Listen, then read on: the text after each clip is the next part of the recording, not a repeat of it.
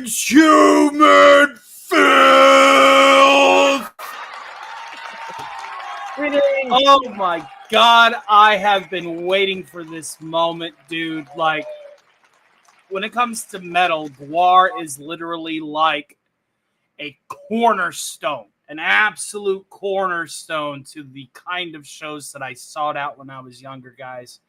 And it was even a bigger treat to get to meet these guys at a very pivotal moment in my journey of going from like music festival to music festival in the late mid 2000s, the early 2010s, and ended up basically meeting some really good friends out of this theatrical masterpiece that is GWAR. And I am joined here with my fellow metalhead, Heather L. Are you ready for the sacrifice? Yeah. Oh God, I just see hearing Dave up there with that voice, and he's like, "It's time for the Reaganator." And you see this big mechanical Ronald Reagan with like all these Warhammer 40K guns sticking out of him come out. And he's like slicing at him with the sword, all while everybody's just like fucking jamming out, dude. I'm telling you. Now we're talking Reaganator? The Reaganator. Yeah. Like, I'm telling you guys, this show is absolutely amazing. There's just I cannot get enough of the show. It's one of my favorite shows out there, and I'm honored. It's an honor and a pleasure to be able to bring this to you all today to discuss some of my favorite stories, to go over the discography of these albums. I'm also joined by my fellow music aficionado, even though he's more in the pop culture side of things. It's the great Robert Wright.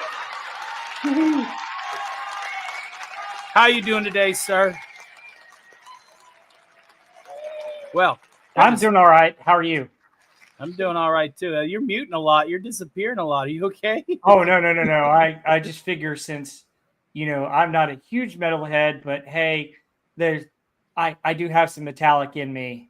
It's right there. Oh, yes, you do. There we go. There's my avatar. The Terminator. Yes. That kind of fits some of it. Yes. And we were just hanging out just last night over at FET's for a lot of fun. FET celebrating his 1K. I may or may not have been intricate in the design to push him over that hump, but that does not take any sliver of his awesomeness away. FET for Hire is one of the most talented artists I've ever seen and a hell of a guitar man. And I'm hoping that one day, very, very soon, we will have him on an episode of Hangar 18. But let's go ahead and welcome the fine folks in the chat, shall we? Because the chat's very important. Hail to the Buckethead, formerly known as Jeff Daniels, Sebrew 1138, who is currently playing RoboCop, Rogue City. He's a cop killer. Hail to the great Ruby Hoove, who has gifted a Stark of Iron membership to this channel. Thank you, and hail to you, my dear. I hope that you're having a great day.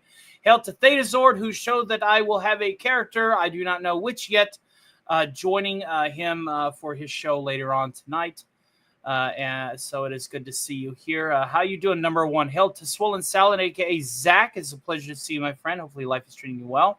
Shrubby1989 says, and I still don't know what he means here. He says, I do the same for DC. But I'm like, do what for DC? And he never answered. I guess it was the gifted membership. I don't know. Maybe I just have the dumb today. And I do have a goal. He's asking if we can collectively donate, okay? And this is a story that I will tell before we get into the discography. So just wait till we get to the end of the greeting here. Let's see here. We got our good friend Heather L. working double duty. Rob Wright working double duty. Thank you guys for providing the double deckers worth of double duty. I said double the trouble, double the fun. Double the trouble, double the fun. Speaking of double the trouble, double the fun, I keep forgetting I'm surrounded by a bunch of squid worshipping maniacs because Sig Volison's obviously here. Of course he'd be here.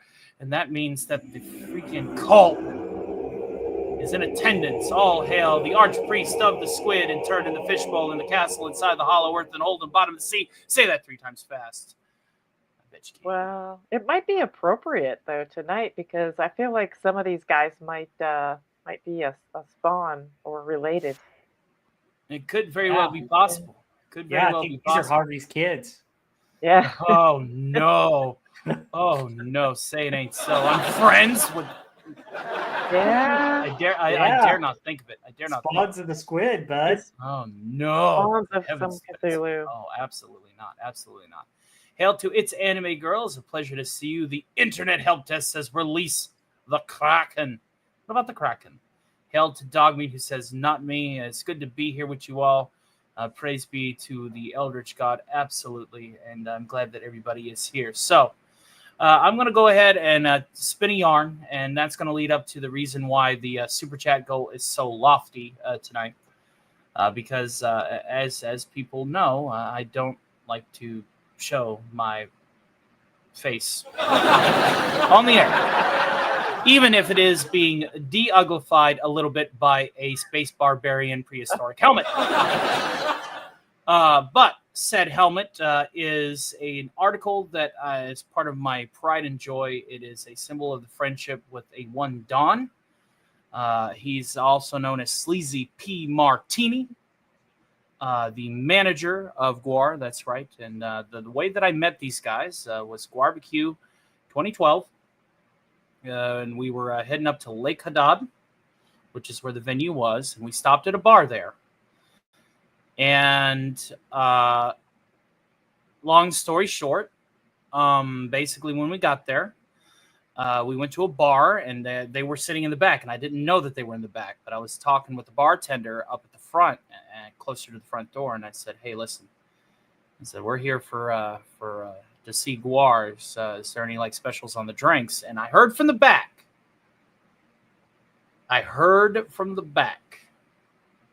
Three words: GWAR fucking sucks. So I turn around and I look, and I noticed that it's Dave, Brocky, Mike, and Don all sitting in the booth. And apparently their bus was sitting out back behind the bar. I didn't know it. So I go over there, and I'm bullshitting with these guys, and shake their hands, tell them my name. We swap names, and I talk about some of the props, And of course, they're the kind of theatrical people where they'll say, "Oh yeah, those aren't props." They like to throw that out there. Those aren't props. That's actually their mighty weapons. And I'm like, yeah, sure, yeah.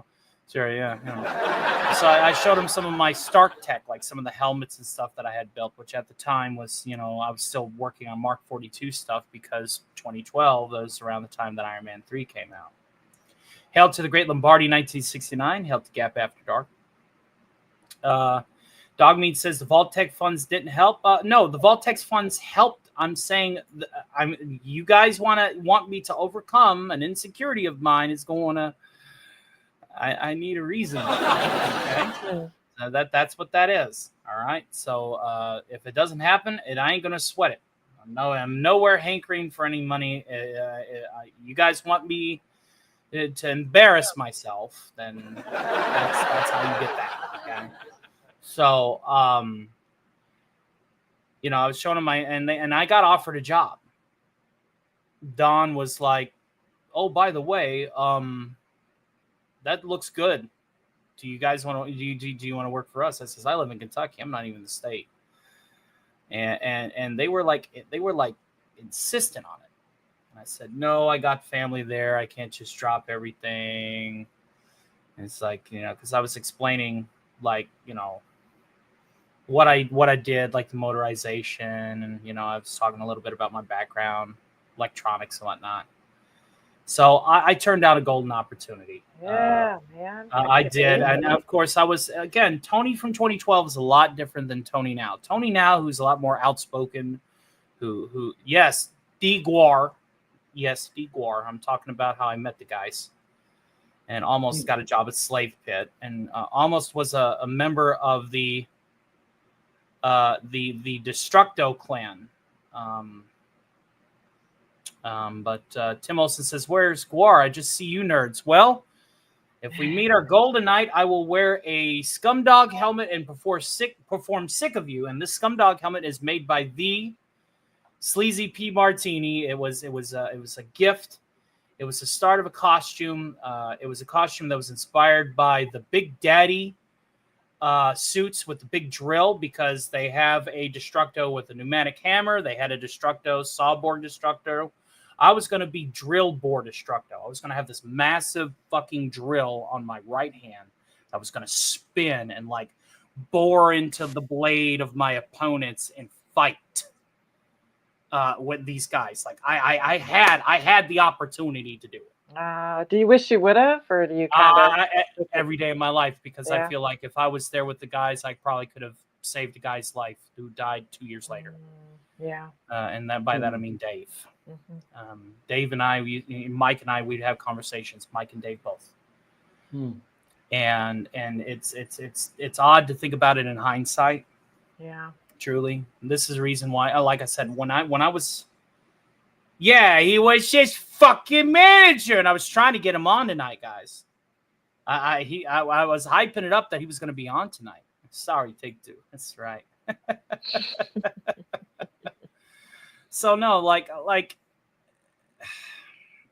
it's wild to think about that.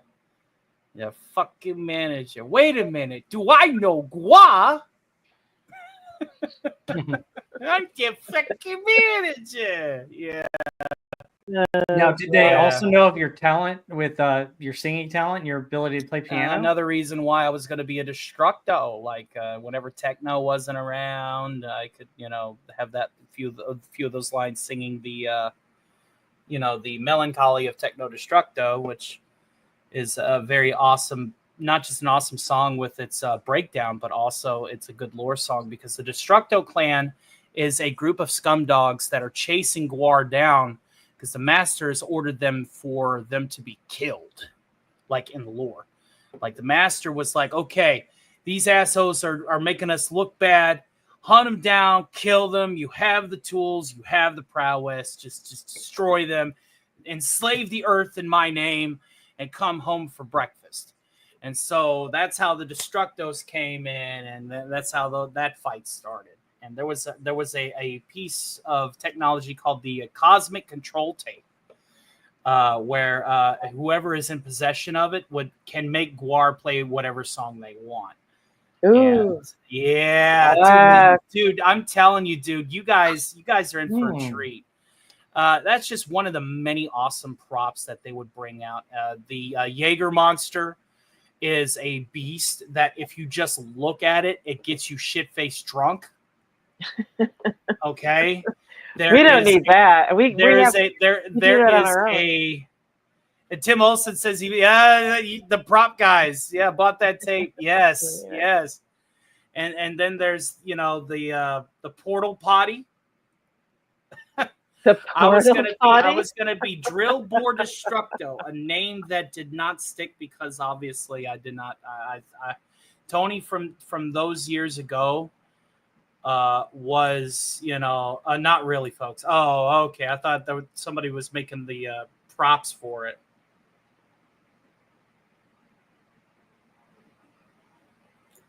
Interesting. If this chance missed that all slowly wear off on you until you were bitter. I know my dad became bitter for missing his opportunity to be in the musical industry. I'm not, because again, I was still good friends with him. I would still get free tickets, and super sleuths that have seen me out there in music, out there early on in my channel career, can basically match me up to the times that I've been eaten by the World Maggot twice. I've been thrown into the blood engine. I've been a sacrifice on multiple venues. They're all in the Ohio area and the upper Kentucky area. So gives you a little homework. There's a lot of people out there that, have their, mini camcorder recordings on their YouTube channels. You can hunt it down. I won't tell you the venues or the tours, but you can find me. But yeah, then, after the show, we would just hang out and party before I would go home. And I will not explain the things we did at said parties because let's just say we did things that are too hot for YouTube. But that is the story, Morty. And I'm sticking to it. And like I said, if we get to that $100 and we're already off to the races, it doesn't need to be $100 super chat and lump. But we do have a $5 from our good friend. Where did it go? There it is. Jedi Master. Where did it go? There you are. Tony says, always great to be here. God bless. Thank you, sir. And so now with that and the donation, we're about $92 away from hitting that goal. Yeah. So hail to the great SP4H. It's a pleasure to see you. Thank you guys for sharing the stream and liking it. SP4H. Thanks for coming. SP4H. Yeah. And a lot of GWAR fans here. Hail to Charlie Nuclear. And I like I said, I got stories. So let's go ahead. The money I would have saved drinking if the monster looked at me and made me drunk. But the problem with the Jaeger monster is it's the kind of drunk that doesn't just end like a normal bout of inebriation. It's like a week's worth of binge drinking hitting you all at once. And it usually it comes with a curse of you doing something so stupid while you're drunk that you're not going to survive the event. Like it's like a Medusa, only doesn't turn you to yeah. Fucked up like the Medusa. That's fucked. And so as I discussed these albums, I'm going to go ahead and share it. Now this is a modern picture that I just gathered from the wiki, which is where I get all of the album covers from. Let me go ahead and grab this here. This is Blothar, aka Mike Bishop, and he was the original Beefcake the Mighty. And that is Ballsack, the Jaws of Death. That's one of the most awesome fucking helmet designs ever. And he plays rhythm. He was a bassist, became the lead howler. But these guys are just super, super cool. And again, it's a bit more. It's more of a picture of a modern GWAR. But like I said, these guys were theatrical. Now, the thing about these guys is, if you were at a GWAR show, wear something white and don't have your fucking phone out. I cannot stress this enough, because you will get drenched in fake blood, piss, and shit. Especially if you're in the front row. Especially if you're in the first few rows. Because that is how these guys entertain as a theater show. They're shredding metal while two of their members are engaged in a gladiatorial combat, or they're doing something insane like ripping off Hillary Clinton's tits and the blood's just spraying out. Okay? These guys take no prisoners because they're like prehistoric alien barbarians that are super powered maniac one-man armies that go through legions of enemies for fun. And that's what like I said, I was drawn to the show not just because of the technical aspect of the music, because the music is very punk technical. Very punk technical. High guitar riffs, high tempos, high registers, massive percussion pounding, just fast paced. But then they'll throw out a song that's completely different. They'll throw out a song that's like a soul song or a country song or a slow soft rock song. These guys are not just That's what I was thinking. They are musicians. Listening to it, right? Like, I didn't know before this. My only exposure to them was honestly just from Beavis and Butthead. And first, mostly from the video game, where you played the video game and the end goal of the game was to get tickets to a GWAR concert. So that was like the first time I'd even ever heard of them. But listening to some for this stream, that I thought, oh, it sounds mostly like punk music, more like punk, but played kind of in a style of heavy metal with a heavier guitar, but very much like a punk riff. But then it was weird. I was kind of going through some songs, and one came on that sounded like a techno song. I was like, wow, this is like a totally, way to change it up there. Yeah, and I heard a song that would start out like a soul song. Yeah. And it was acoustic, and then they went into metal. But yeah, they start out as a punk band at first. Before they started punk, and a lot of their original props before they started making them were hand-me-downs for a science fiction movie that never left the production process. Do you know the name of the sci-fi movie? I can't remember the name of the sci-fi movie right offhand. It was just a bunch of props, but it was about space aliens that wanted to like decapitate people with swords. The lead singer would appear in costume at Greg Gutfield's Red Eye. Yes, Odorous Dave had a lot of guest spots on Greg Gutfield's Red Eye, and one of my favorite skits is whenever he asked Odorous, he said, "So how do you feel about all of the fuel that is using that we're using for a space program?" And he's he's fucked up on stage in costume, and he's all like, "What are you talking about? They could just call me. I'm already super powered. You guys want to go to orbit? Just let me throw you up there." Dude, like just the energy that these guys have. The energy that these guys have is absolutely intense and awesome. When performing in those costumes and helmets too. Yeah. Challenge too, man. I mean, they're huge and the big helmets and that's tougher than you think. Here's a weird question. Did the game Shovel Knight use the Knight's helmet from that? That almost looks like Shovel Knight's helmet. It kind of looks like Shovel Knight's helmet, but Shovel Knight wasn't a thing back then. Yeah, I know. That's why I'm asking if Shovel Knight stole their stuff. I honestly couldn't tell you. Hail to the great Scooby Pup. Thank you for liking and sharing. Hail to Rusty Rivers, Gabriel Pendragon, Eugene Bird. He says, "Dude has an udder." Oh, my Lord in heaven. You are unfamiliar with the cuttlefish of Cthulhu, and I will educate you.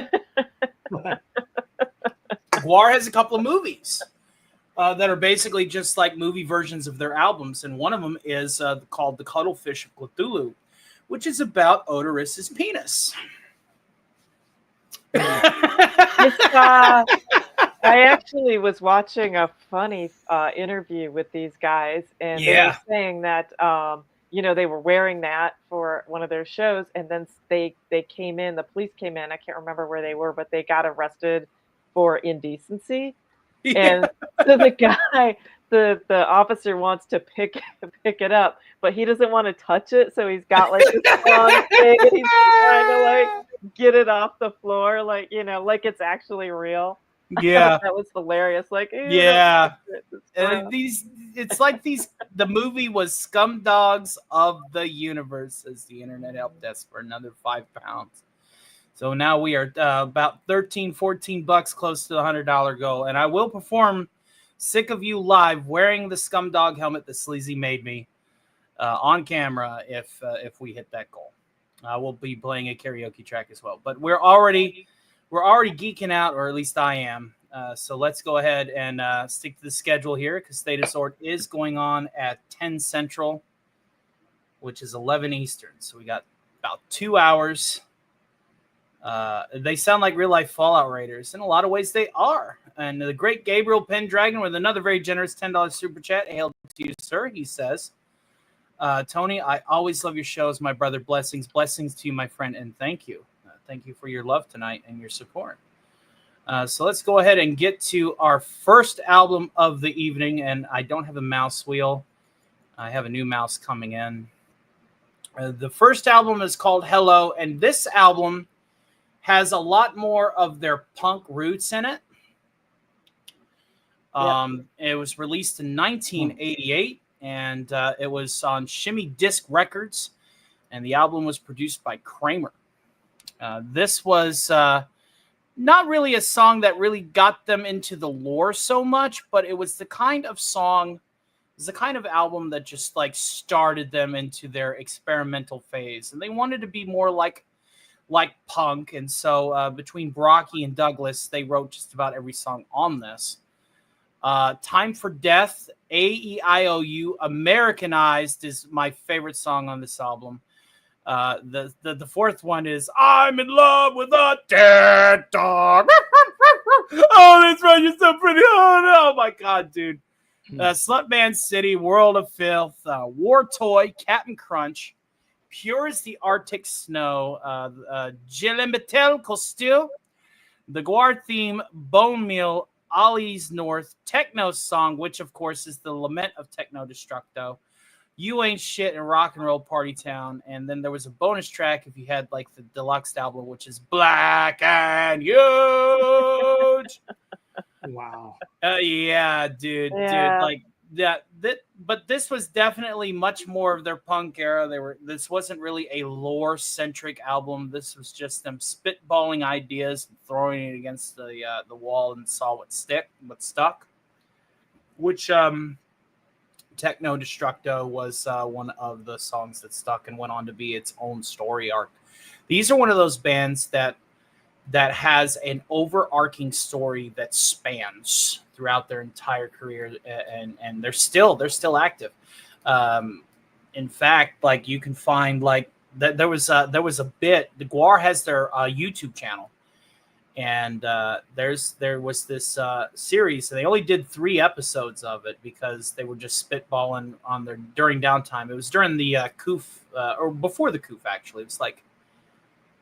Yeah, I think the first episode of Pusty's Mailbag was like 2015, but I could be wrong. Yeah, they just like to fuck around, and I just love these guys so much. Have you guys? So Heather, have you listened to any of these? Yeah, I listened to some of these, and I was looking at it too because like a lot of them did sound like punk to me, and so just looking at this, it does say it's more in the vein of like the Misfits or Butthole Surfers, but like a little harder core, and it's Americanized was punk. Definitely punk. Yep. Yeah, Americanized is very, very punk. And this was the one, Black and Huge. It starts out like a total techno, like you're at a rave. So I was kind of surprised to hear that after hearing this is kind of like hardcore punk on a lot of these, and then you hear that, and it's like it goes into like a techno beat. So. Yeah, interesting. Yeah, I was kind of like, I thought this was going to be metal, but it sounds punk. But I feel like later on, they get more metal. Especially when you get to Bloody Pit, Hello, and Lust in Space is when you really start to see them truly blossom as metal. Yeah. Ragnarok is when you really start to see the change into true metal, but then it really hit the peak during Lust in Space. And as we get closer to Lust in Space, I have a story about a character from that story that's somebody used, one of our good friends used for a long time on his YouTube channel, and how I encountered him. So that's going to be fun. Like I said, my favorite song on here still has to be Americanized, again, because it was punk. And, but there's some funny ones on here, too. Specifically, I'm in Love with a Dead Dog. If you've not heard it, if you hear it live, they got somebody just barking and making the and there he is. It's like, oh, I love you so much. You're like my best friend, and we're gonna go for a walk. Oh, look at you, you're so adorable. No, don't walk out in the street. Oh, don't make me throw you into the street. He's like throwing her in the street. Oh no, please don't get in. Oh, but she's still so adorable. Oh my God, I'm gonna hold you and love you even though you're dead. Like, it's so stupid. Wow. So just listening, like I had to listen. I watched some videos first, and the show over the top, like the live. Have you seen me? I know you said that. Did you see that video? Have you? Yeah, I saw that. Yeah. And is that the manager that's in the with the big hat? No, it's an oversized pompadour wig. Yeah.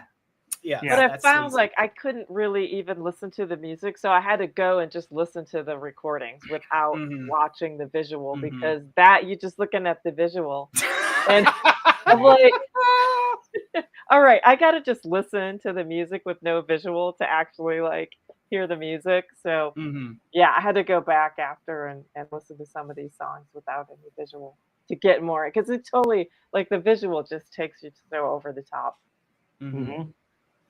Yeah, these guys are great. So let's go on to our next one here. This is where we start to see some lore, folks. Yeah. Scumdogs of the Universe. Now, my favorite GWAR member is Beefcake because of his costume, where he's got the muscular chest plate and the big like Roman conqueror like helmet. Like if I could get one of those old helmets, I would be in heaven. I would actually consider just wearing that on the air. Yeah, which one is that would be how you would get to see me broadcast live with my face, is if I was wearing that. Yeah. Tony, which one is he in the picture? He is on the far right. Okay. That is You should make something. You have to make something like that. Yeah. Wear it during your show. Hail to the Comic Relief Crusader. Gabriel Pendragon is mentioning Jane's Addiction. Yeah. So love Jane's Addiction. Mm-hmm. Jane's Addiction. Jane's Addiction, yeah. They had a couple songs that crossed over the main charts. So Scumdogs of the Universe was released in 1990 on January 8th. And this basically starts their lore. It is a concept album where they were sent down to Earth, and they basically were, sent to conquer it and kill people. A lot of the songs were socially relevant at the time, especially Slaughterama, which is a sleazy song, and it's one of only 2 sleazy songs that throughout the entire career of GWAR that he frontmans. Where GWAR is killing hippies and Nazi skinheads, because that's funny. But the title song, the tip of the spear, is "Sick of You." If it wasn't for "Sick of You," I don't think that they would have gotten the amount of attention that they did. It was the right combination of tempo, pitch, lyrical delivery, comedy, all in like a 3-minute long song. "Sick of You" is like that when they perform it at the end of every live. And I've been to so many GWAR shows that I've lost count. But that's like the song that they play at the end of the show, whether it's their 11 o'clock number and then they go, okay, good night. Well, we got one more. Or if it is after the, we got that one more moment. They always end with "Sick of You." I like I said, didn't that get MTV play? Wasn't that their first song they got on MTV? "Sick of You" was the first one on MTV. Yeah. Okay. Yep. Yeah, and I've heard "Horror of Yig." The Horror of Yig. That's a scary one. Yeah, that's a little bit more of the Eldritch side of things too. Yeah. But again, the Salaminizer. Yeah. I love the Salaminizer. It's Salaminizer. I like that better than the rapist and a womanizer. You can call me the Salaminizer. and then the maggots. Just with the little fly in it. It's inside of my brain. Oh my god! All of these songs are just like ingrained into me, dude. "Sick of You," of course, coming in at number 3. Slaughterama, Slaughterama, Slaughterama. That's right. And of course, Black and Huge comes back for its second time. We got "Years Without Light," "King Queen," "Love Surgery," "Death Pod," "The Sexecutioner," and "Cool Place to Park," which is actually sung by Beefcake, which goes on to be Blothar after the passing of Dave, Mike Bishop. So of these songs that you guys have heard, which ones stick out to you? The Salaminizers. How you say it? I like that one. I like the riff on that one. The yeah, I like that riff, that opening riff. Gabriel Pendragon says this album reminds me of Kiss. Kinda, yeah. I think so. Yeah, that was by far my favorite one. Better than "Sick of You," even though that was kind of the main, seems like the main thing on the album. I like the Salamina, the sound of it just has the kind of riff that I like. These guys understood that if you're going to have a song to start your album, it has to hook you in. Yeah. Yep. And that's the reason why Salaminizer slapped as good as it did. Mm-hmm. Yeah, that's a killer intro riff. That was my favorite on this one. Agent Pepsi 1, who has been a member of the Stark of Iron family here in New York for 5 months at the SHIELD agent level, says, "Hail all, finally made it home. Had an accident. Oh dear. Are you okay?" Oh no. Yeah. Oh no! I sure hope so. And no wonder you didn't answer the call. Hopefully you guys are okay. Was you in the car alone, or was you with your husband? Let us know, dude. Yeah, Agent Pepsi One. I hope you're okay. Yeah, seriously. Man.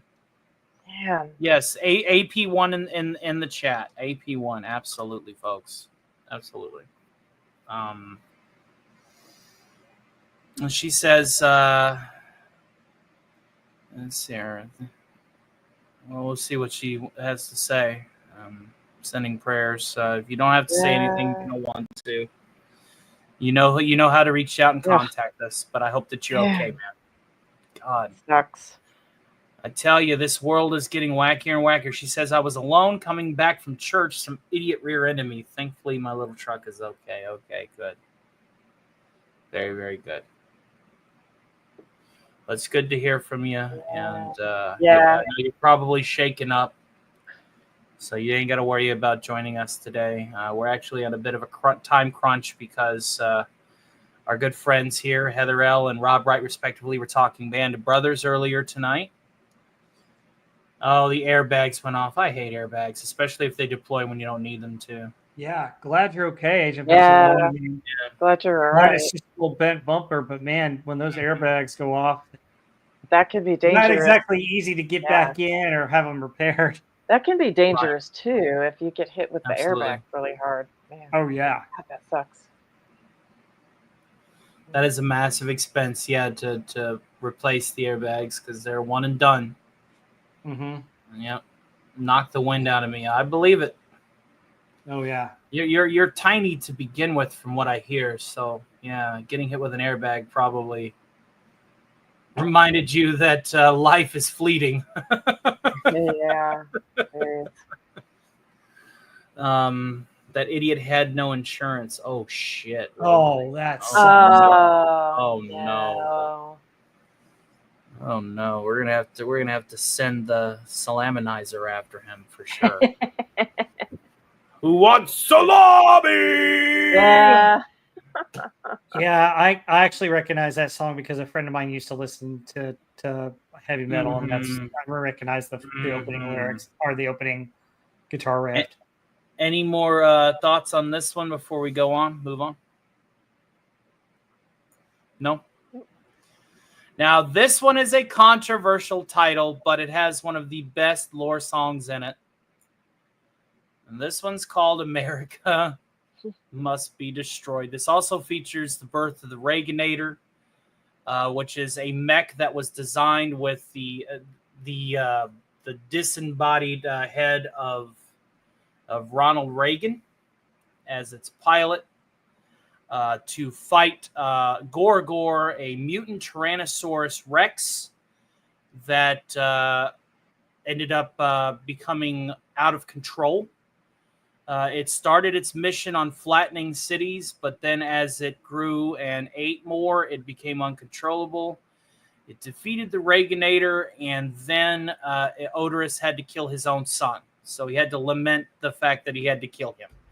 It's just like, you're my boy, you're my bouncing baby boy. I don't want to do this, but I have to kill you now. Like, so, like, seeing some of the early GWAR shows are even more fun because GWAR has never picked a side politically. They hate humans. The political posturing of GWAR is, if you're human, they cannot stand you. And the same goes for their fans. But, there's even a few fan songs later on in the discography. One of my favorite fan songs is off of Beyond Hell called The Ultimate Bohab. And I'm telling you, man, these guys, they take no prisoners. They take no sides. They're just insane from beginning to end. But so isn't this album inspired by the whole Cuttlefish incident? This is the storyline behind Cuttlefish of Cthulhu. It has the side plot of the rise and fall of GWAR. Yes, the movie Cuttlefish of Cthulhu, Scumdogs of the Universe is centered around the storyline of this album. Yes, but This album was released in 1992 on March 31st. And this basically was inspired by Dave's first fight with cops while touring in Charlotte, North Carolina in 1990. And so he created the concept album revolving around an elite morality squad and that attacked the members of GWAR and stole Odorous' penis, the cuttlefish of Cthulhu, a phallic hell beast that normally dangles from his crotch. The opening song, Ham on the Bone, which has a nod to grindcore, explains the robbery. The story then shifts to GWAR's headquarters in Antarctica. That is where their fortress was until the world military destroyed it, and that's how they go to hell, but that's later. And Odorous' slaves are ordered to shoot up a dinosaur egg with crack. That's how you get the Super Rex GWAR. And then you got Father Bohab, which goes on later to be the name of all GWAR fans, and called Bohabs. This is also where you hear Have You Seen Me, Poor Old Tom, and The Road Behind, which is The Road Behind's also got like Mike Bishop's lyrics on it. His performance is really, really good. But, Ham on the Bone, Crack in the Egg, GWAR, Have You Seen Me, The Morality Squad, America Must Be Destroyed, which is the instrumental vocal samples. It's the fight. Gilded Lady, Poor Old Tom, Rock and Roll, Never Felt So Good, Blimey, The Road Behind with Beefcake and Odorous sharing the vocal load there, and Pussy Planet, which also had Odorous and Beefcake, respectively. My favorite song on this one has to be Have You Seen Me? I just love how it goes from like being very up-tempo to Have you seen me? Have you seen me? Have you motherfucking seen me? Yeah, the video's funny. You seen me? Like, just like... Like it's just the delivery of it is so fucking good. But discuss. What do you guys feel about this one? I think GWAR is my favorite one, and Crack in the Egg I like too. It's different. Mm-hmm. And I remember in the movie Scumdogs, they whenever he's reunited with the cuttlefish, it's going. Oh, I miss you too. I haven't been able to get it off for so long. Oh no.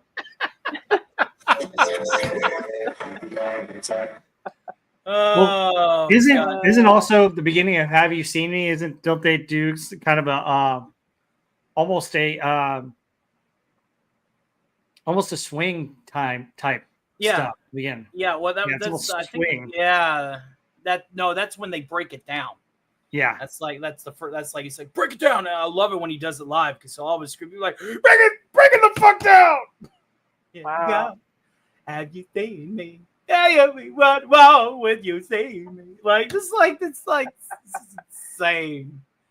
Brocky's head, Brocky's brain, man. He created such a universe. And he didn't really know what he had. Like, as I was talking with some of the other guys, man, they were just like, we don't know where he comes up with this shit. We're just along for the ride. That's funny.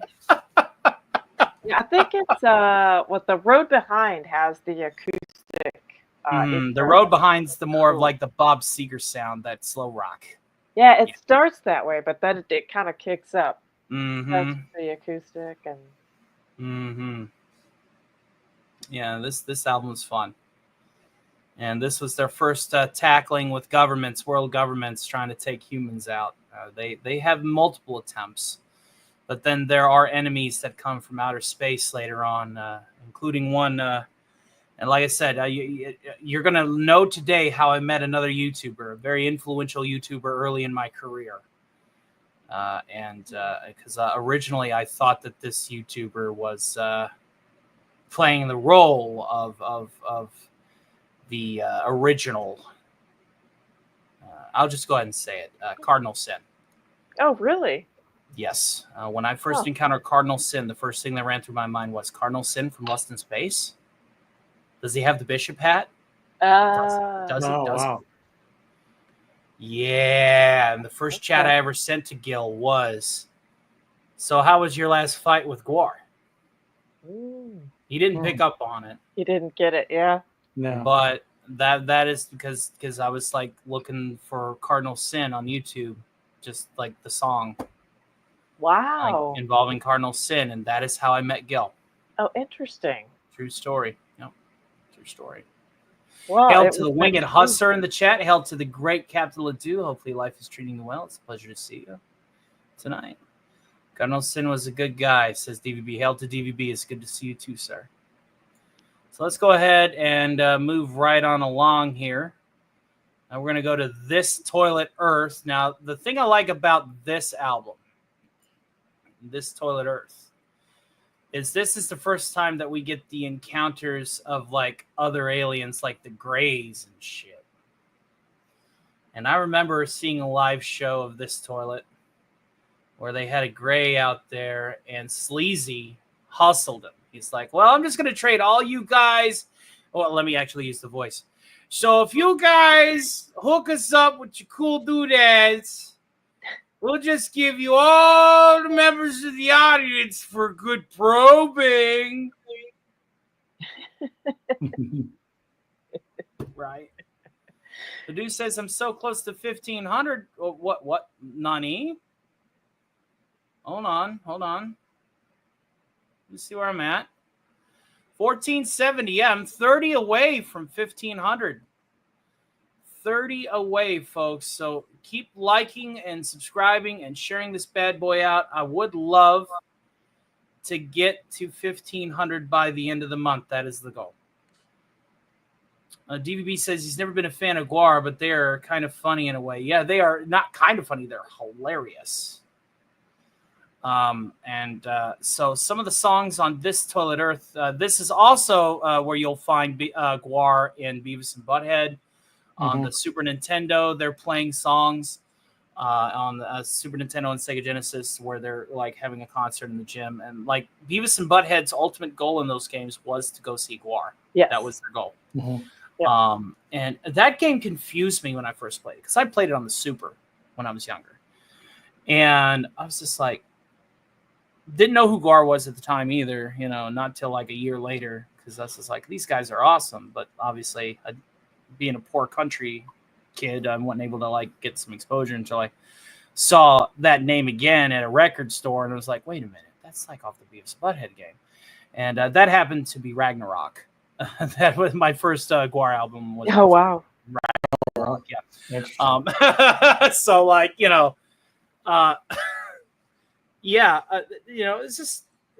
it's just interesting. If you haven't already, you got to check out the Nardwar GWAR interviews. And the Red Eye with Gutfeld has got a lot of like odorous segments. Red Eye obviously dispersed off Fox Network long before we had any Blothar content with Gutfeld. But that would have been pretty funny to see. The songs listed on this album are, and I believe they are, yes, Saddam a Go-Go. This is where, they're making fun of Saddam Hussein. Yeah, I saw that. Penis I See, Eat Steel, which is by Beefcake. Jack the World, Sounder Commando, Bad Men, Pepperoni, Dr. Skullhead Face, the antagonist of the second GWAR album-based film of the same name, The Insidious Soliloquy of Skullhead Face. That's where he was trying to get a hold of their jizz lore, which the jizz lore is the source of GWAR's power. Kind of similar to the same vein of Austin Powers' Mojo. Could it have been the inspiration of Austin Powers' Mojo? Maybe. We don't know. BDF, A Fight, The Issue of Tissue, Pocket Pull, a personal favorite, Slap You Around, Crackdown, Filthy Flow, and The Obliteration of Flabcore 7. This was a tale of one of their conquests before they encountered the people of Earth. And I just want to make sure that I'm not talking through any filters. Okay, good. Am I sounding okay? Yeah. Okay, Yeah. good. Yeah, you hearing something funny? I or- see That's people fine. coming and going, so I didn't Nope. know if there's anything going on there. Nope, sounds If fine. my audio was bad or anything. But the thing I like about this is the first time that GWAR started to get some controversy because of BDF's comically vulgar and extremely graphic reference to basically putting your pecker into all kinds of things that you normally wouldn't put your pecker in.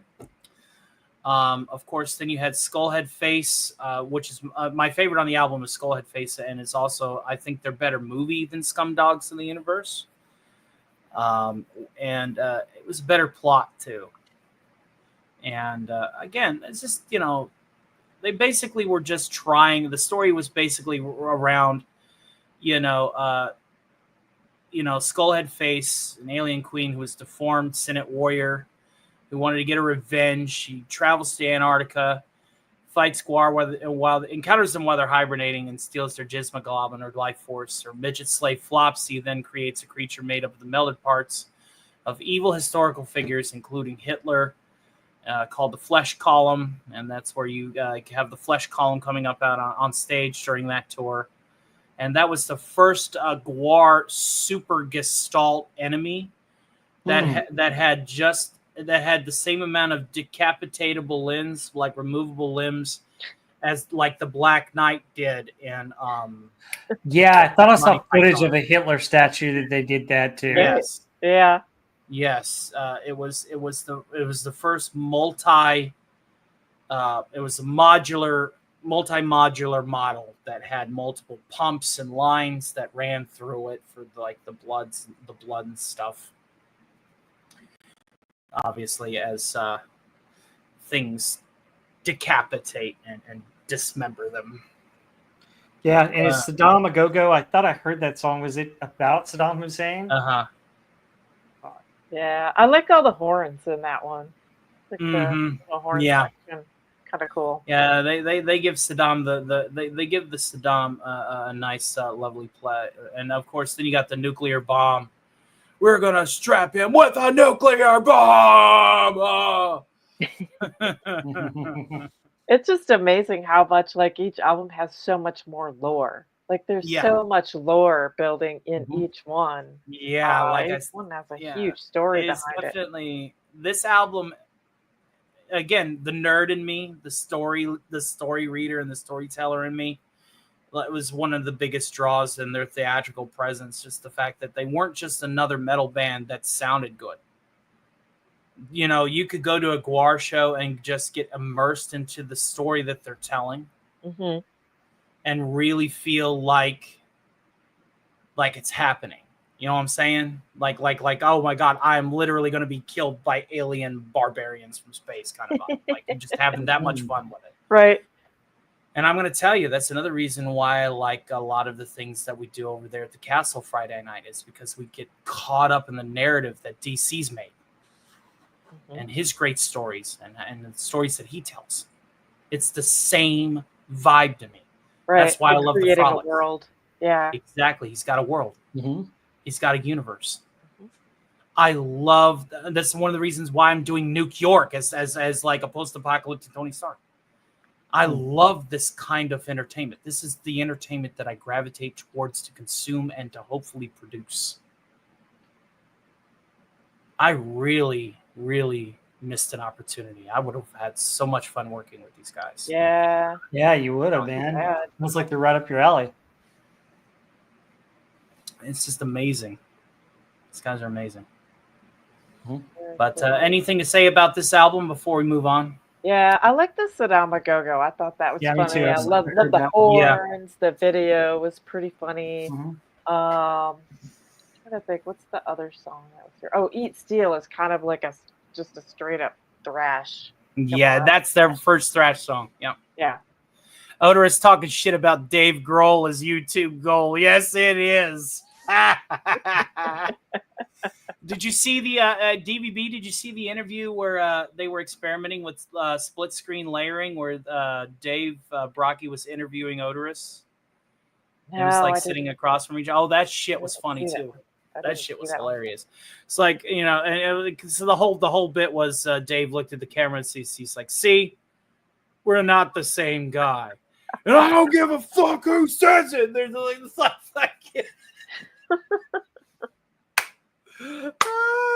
God, that's funny. Yeah, I didn't get that one. They've got a lot of stuff. I was surprised how much, because I didn't realize like how this many is albums, the other thing I videos, liked about GWAR. movies, interviews. I mean, there's a lot. You could get a ticket to a GWAR show for $20. Wow.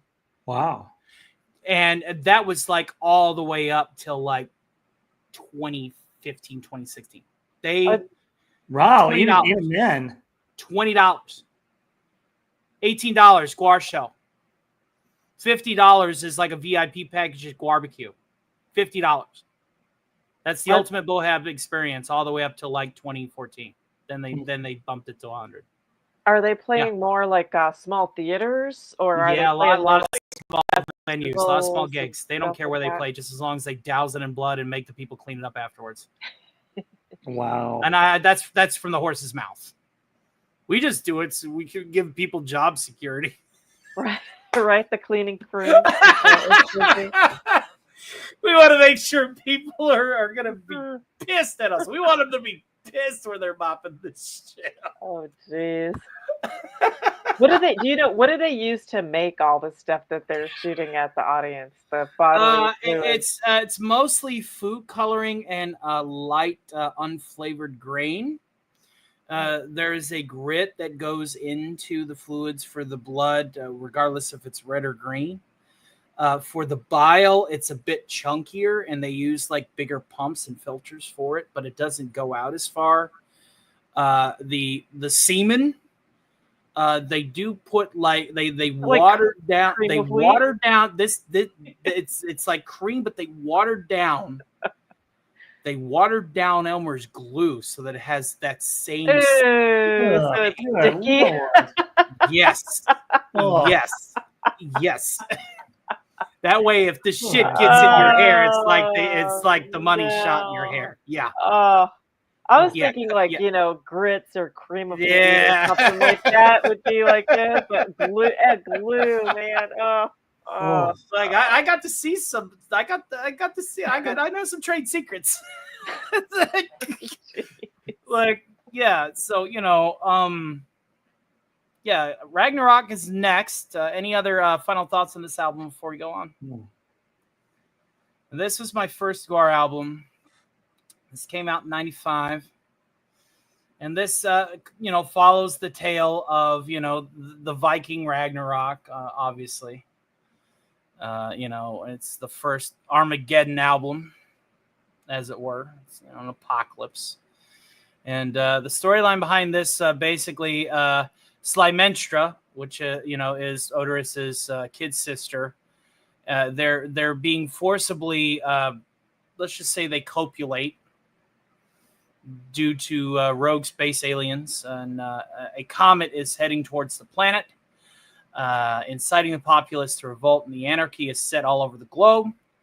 An AIDS-like plague has crippled the masses. The new plague is sung by Dave as a human with AIDS who awaits the meteor's arrival and their subsequent death.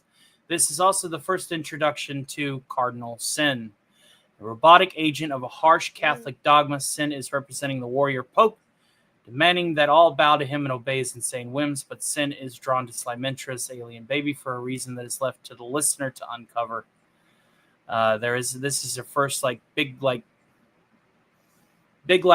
mystery to the lore. Hail to the great Wes Cagle. He says, "Hail, folks! Back from dropping my bro off at the airport. Been one hell of a week. Gonna have to lay off the booze for a week just to recover." Wow. Noel, I am also channeling your sobriety, sir. I have not had anything to drink either, but it's good to see you. Thank you for the super. We're, I believe, now up to 25 of the 100 that we need for the live performance in my Scumdog helmet. I'm sick of you at the end of the show. So thank you, sir, for that donation and super chat, and I'm glad that you're okay, and I hope that you had fun this week, out there away from YouTube land. Meat Sandwich, The New Plague, Warghoul, Ragnarok, Dirty Filthy, Stalin's Organs. That's right. That's where they're ripping him in half. Knife in Your Guts. Think You Ought to Know This. This is the only song ever sung by Sleazy P. Martyrdom, Nudged, Fire in the Loins, Surf of Sin. Vocals by Cardinal Sin. Crush, Kill, Destroy, which is the Beefcake song, and None But the Brave. And of course, the one that sticks out to me the most out of this one is obviously by Sleazy. I Think You Ought to Know This. And so it's where he's talking about how he's running the business and keeping GWAR, laden up with crack. Because that's how GWAR was released back to the world after they were frozen in the Antarctic ice. His Sleazy was on his way running away from Johnny Law. He's running away from the feds. And his helicopter crashes into Antarctica for whatever reason. He crashes into GWAR's lair, and the sun reflects off of his bling, and it melts their icy tombs, and they thaw out, and they come out, they grab their weapons, and they're ready to kill him. And then he just offers them crack. And that's how he pays GWAR for being their manager and gigging them up and making sure that they're playing metal shows. As he finds out later that they're basically the inventors of like metal, according to their wackadoo story, because they used to play like heavy metal on using the guts of dinosaurs. Like Beefcake strung his bass with like the intestines of like a T-Rex or something. Like it's insane the amount of lore that these guys have put into this. So that's how GWAR gets paid, is they get paid in crack cocaine. And Sleazy ends up becoming like a multi-millionaire, billionaire, pseudo law office, storefront, kind of like, it's just all kinds of cool stuff. But what do you guys think about this album here? The only one I listened to on this album is Meat Sandwich, which is kind of a slower, grindier one, I think. Meat riff. Sandwich! Yeah. I haven't listened to, I don't think I listened to the rest of this one. Mm-hmm. What about you, Rob? What do you guys say about this? I haven't heard any of the songs on this one. I don't think these are the ones that come up as much when you're... No. Ragnarok was the start of their real, like, forays into metal, where they start like leaving their punk roots behind, and they start to DVB says that's crazy how they tie in storycraft and music and performance art. They're one of like 5 bands out there that I can like even think of, and I don't even remember like the names of 2 of them right offhand, that has such a massive lore dump with their music.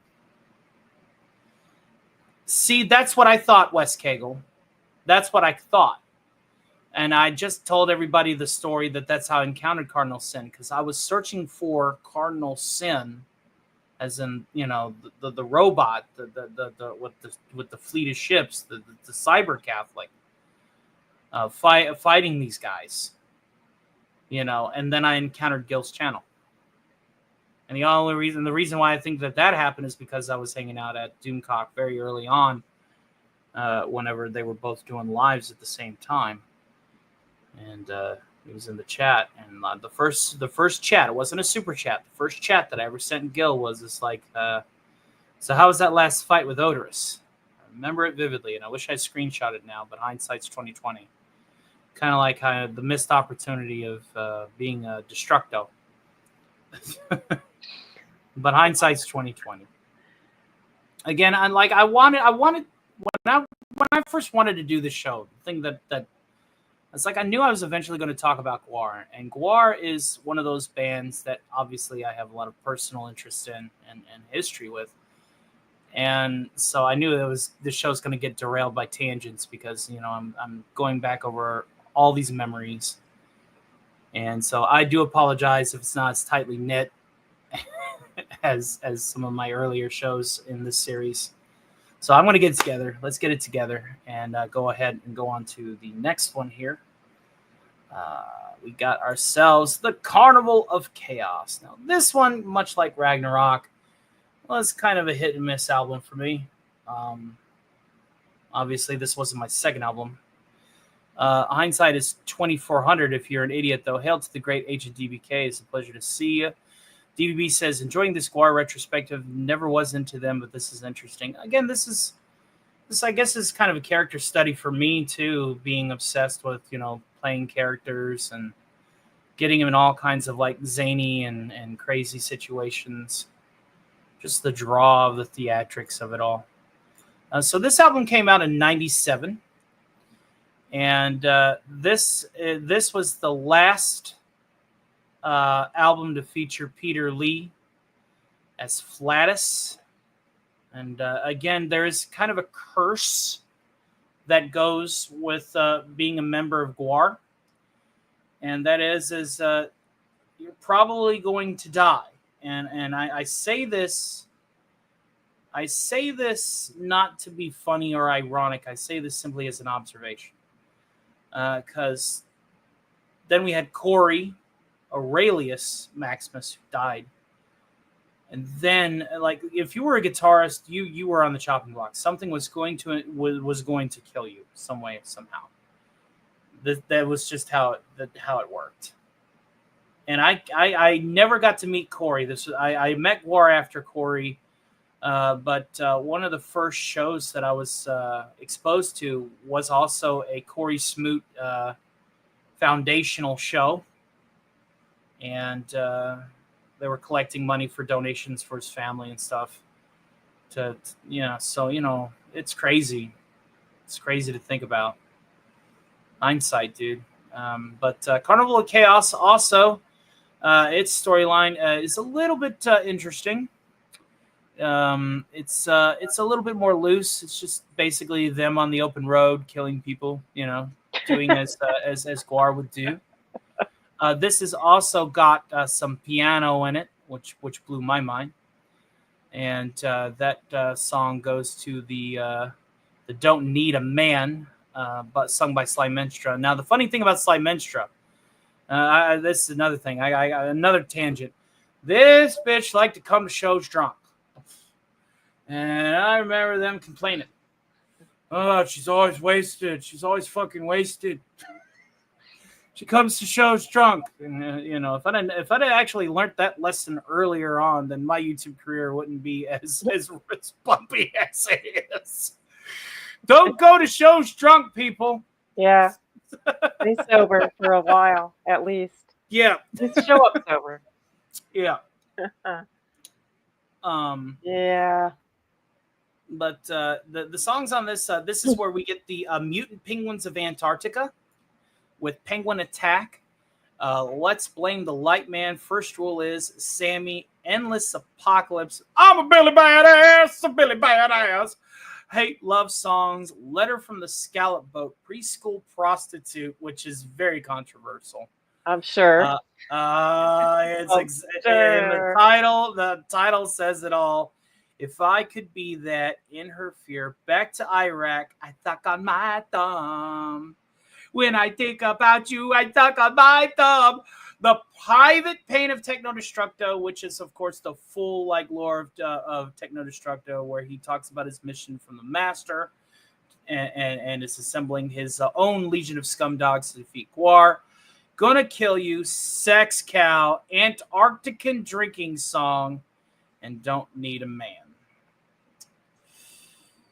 Yeah, this one here, dude. I'm telling you. This one here, dude.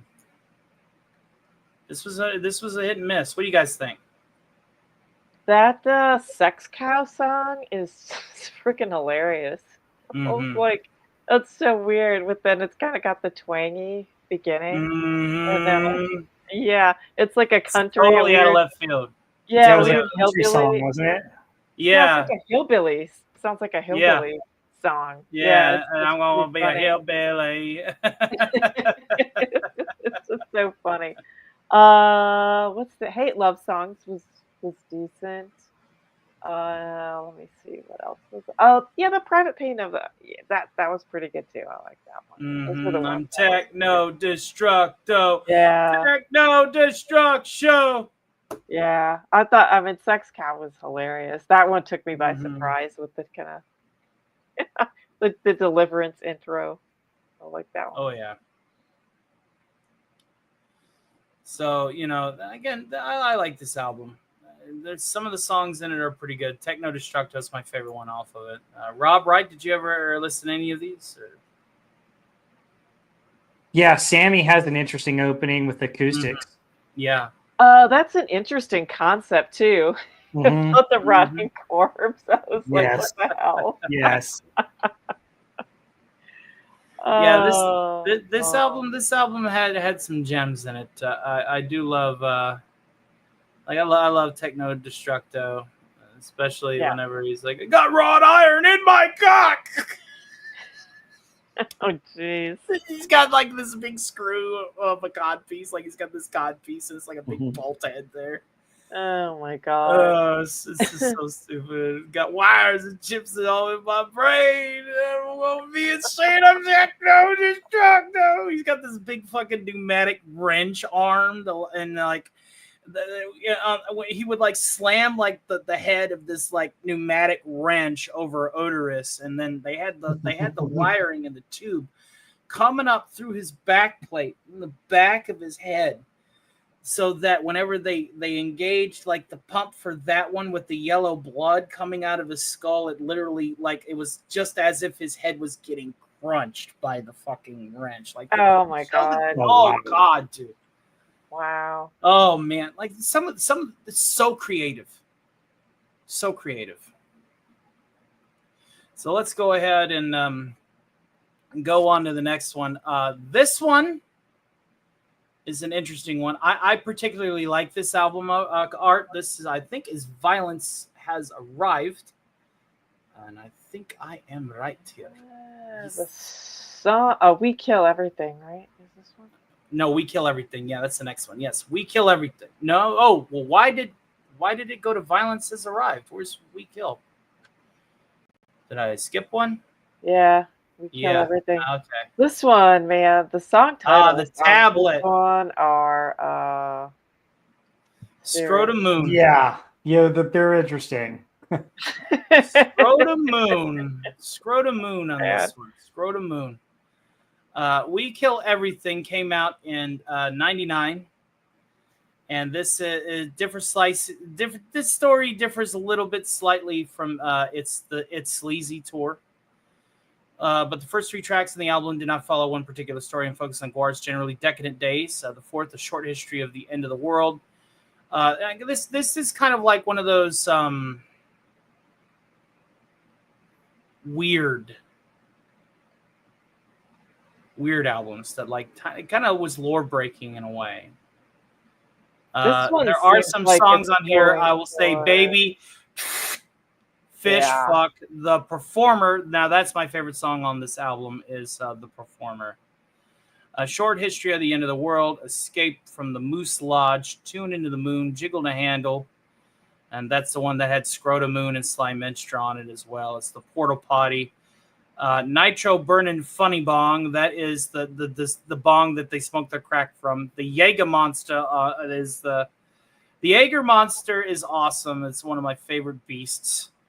My Girly Ways by Sly Menstra, often performed drunk. The Master Has a Butt.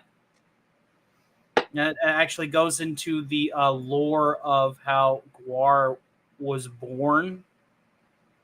They were literally shat out of the Master because he's like a planet-sized biomass of hate. We Kill Everything, Child, Penile Drip, Marianne, which is a ball sack song, so very rare. Friend, and Fucking an Animal. God. Oh, God. So are they going like for massive like shock value? They're just this I like to call this album the shock album. This is the shock. Yeah, it sounds like it with everything on here. But like you gotta understand something. This album, when this album came out, I was at this point a fan, and it was the way it came across to me is what are they going to do next? When I first listened to this album, when I want to pick this album up, first thing that ran through my mind is what are they going to do next? And the first song was like an immediate answer. Oh, that's what they're going to do next. Okay. All And that was right. the entire vibe of this album. What were they going to do next? It sounds like this is an album they didn't even like when reading about it. Yeah, this album, it did not age well, particularly, and you know, it's not often talked about. I mean, you saw how I skipped it. Mm-hmm. Like, cause it's like ingrained in me. I'm like, nah. Oh, right, this one. Oh. Yeah. Well, maybe they were at the point of where, because early on when this came out, like people were more shocked by stuff like this. Like they were on talk shows and just getting attention for that. And then I don't know, maybe it's like, well, we got to keep going for maximum shock value. And then after this, they kind of pivot back to more songwriting and storytelling.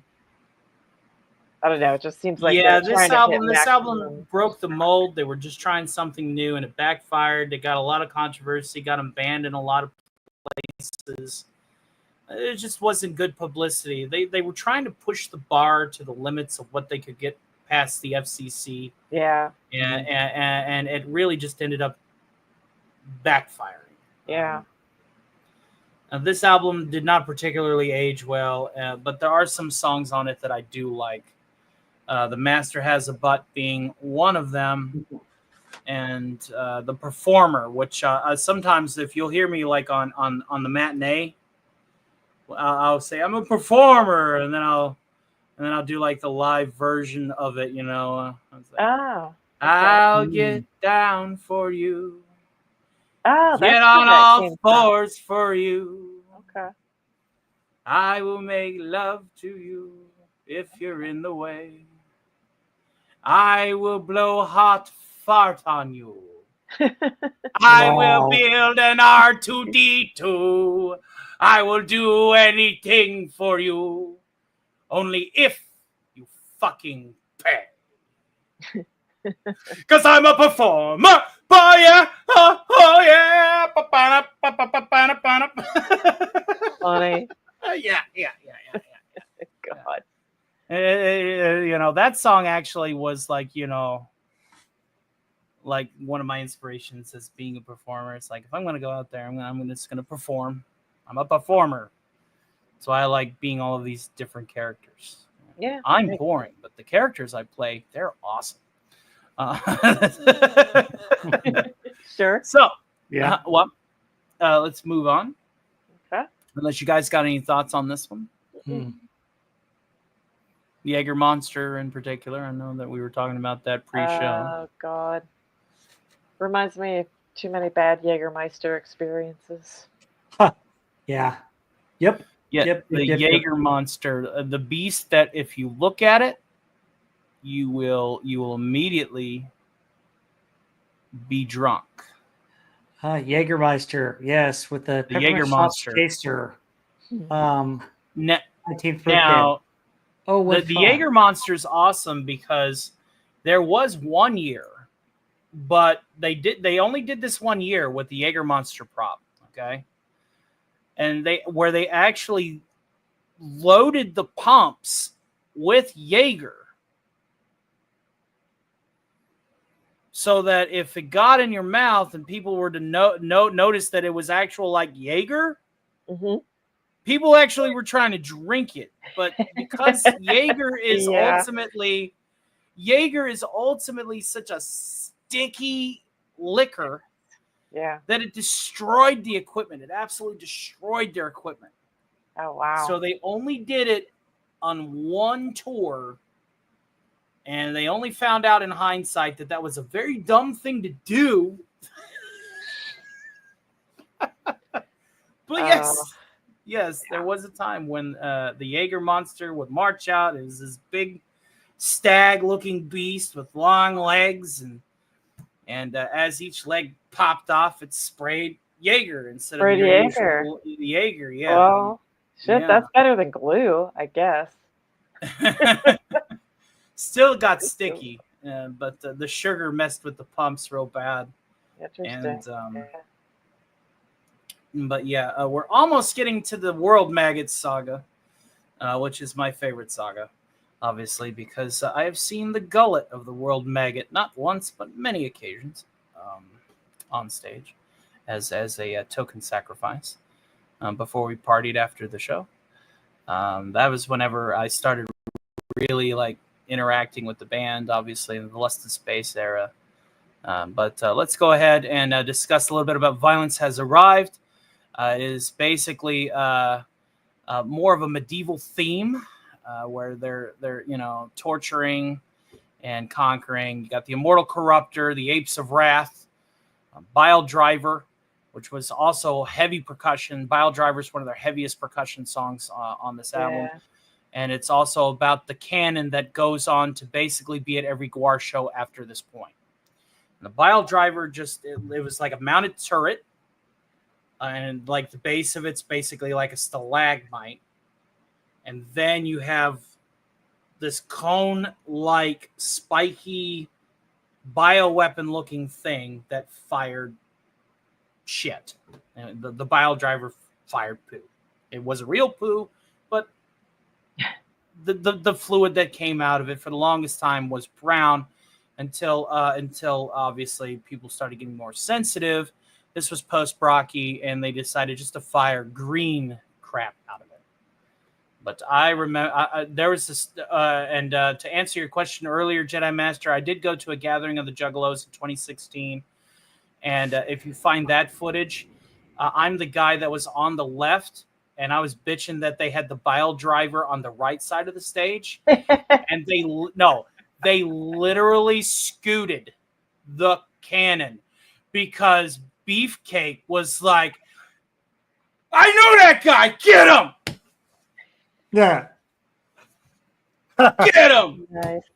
So also, are they adding to their ranks, by the way, by this time? In Slave Pit? Yeah. No, they were bringing in more characters. Like Bone Snapper, I think, was another character that was introduced at this time. Sawborg Destructo comes a little bit later. This is the first change of guitarists to Aurelius Maximus instead of Flatus Maximus, and more. So they were expanding. They were expanding their characters. It wasn't just their lore that they were expanding; they're expanding their characters. And this was a fun ride. Like I said, on Violence Has Arrived, some of my favorite songs on this one has to be the Apes of Wrath and the Bile Driver, but I'm a bit biased for that one. The Hell intro, Battle Lust, Abyss of Woe, the Antichrist, the Apes of Wrath, the Immortal Corruptor, Beauteous Rot, Lixor, Bloody Mary, also a fun one.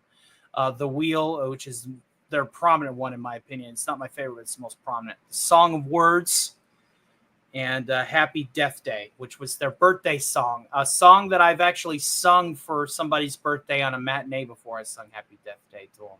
Really?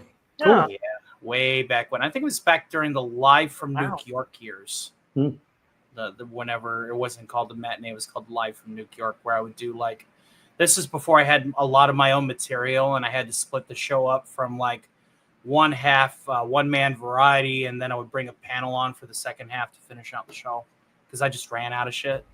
So way back in the early YouTube days when I started doing this kind of thing. But again, Bile Driver sticks out for me. But what songs did you hear from this one? Did you guys like any of these? Immortal Corruptor has an interesting bass riff that starts the song. Yeah, interesting song. Yeah, Bile Driver, I think, and I like Battle Lust too. It just has the Battle Lust heavy guitar. Battle Lust makes you want to fight a dude. Wow. I didn't want to fight, but I could do some headbanging. Yeah, it's just one of those. Like I said, the amount of mosh pits that I've been in this at GWAR shows is insane. Tim Olson says my faves are Slaughterama, and look, he's like both of the Sleazy songs. That's right. Sleazy's awesome. He's a good friend. Sick of You fish fuck, and bring back the bomb. That's right. Bring back the bomb! Hey, bring back the bomb! It's like, I love it because it's Odorous basically going, why do we need to kill these people one by one? They've already got a weapon that wipes them out by the hundreds of thousands. Let's just use those.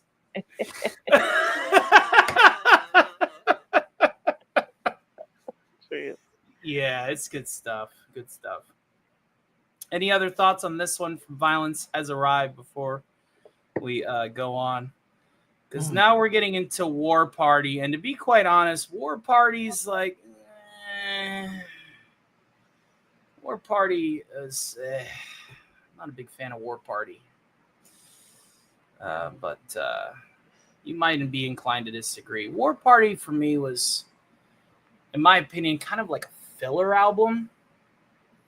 It just sounded like GWAR. It wasn't really anything new, because up to this point, GWAR always had something new. There's always something new.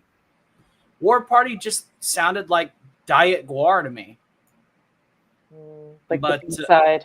Yeah, it's like Diet GWAR to me.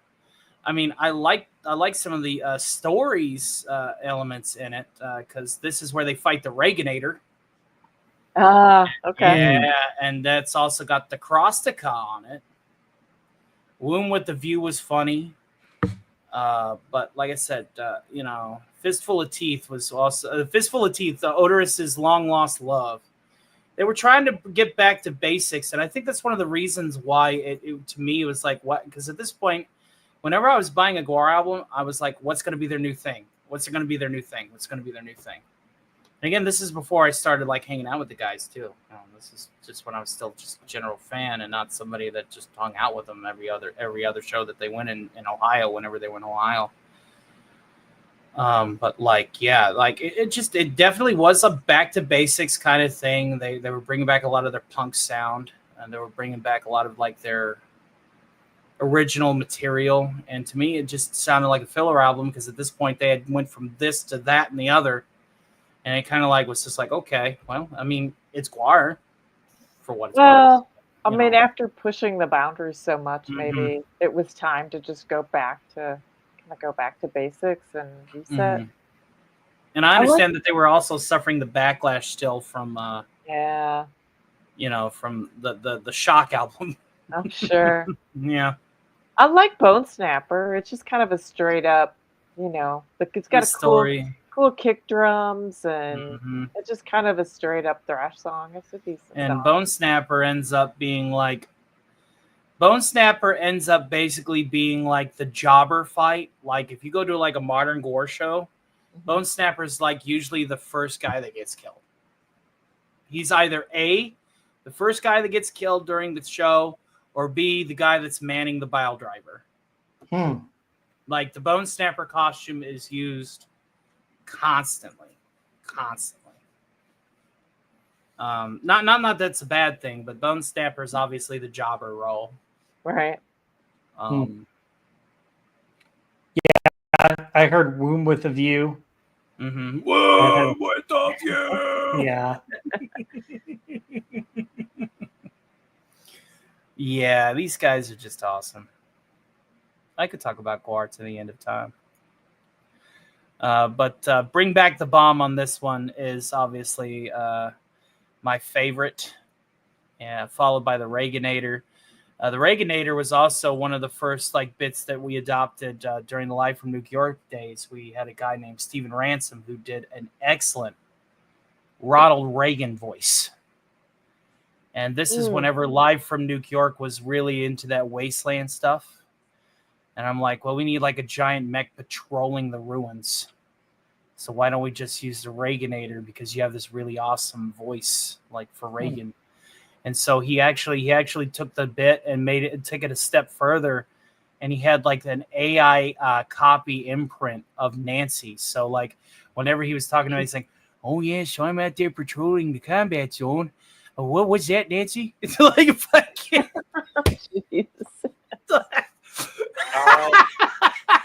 And of course you got the sounds of like all the weapons firing and shit. The people we're just about ready to lay down waste over in the southwest sector of the combat zone. And Oh, no. Nancy says that I need to come back for a bath.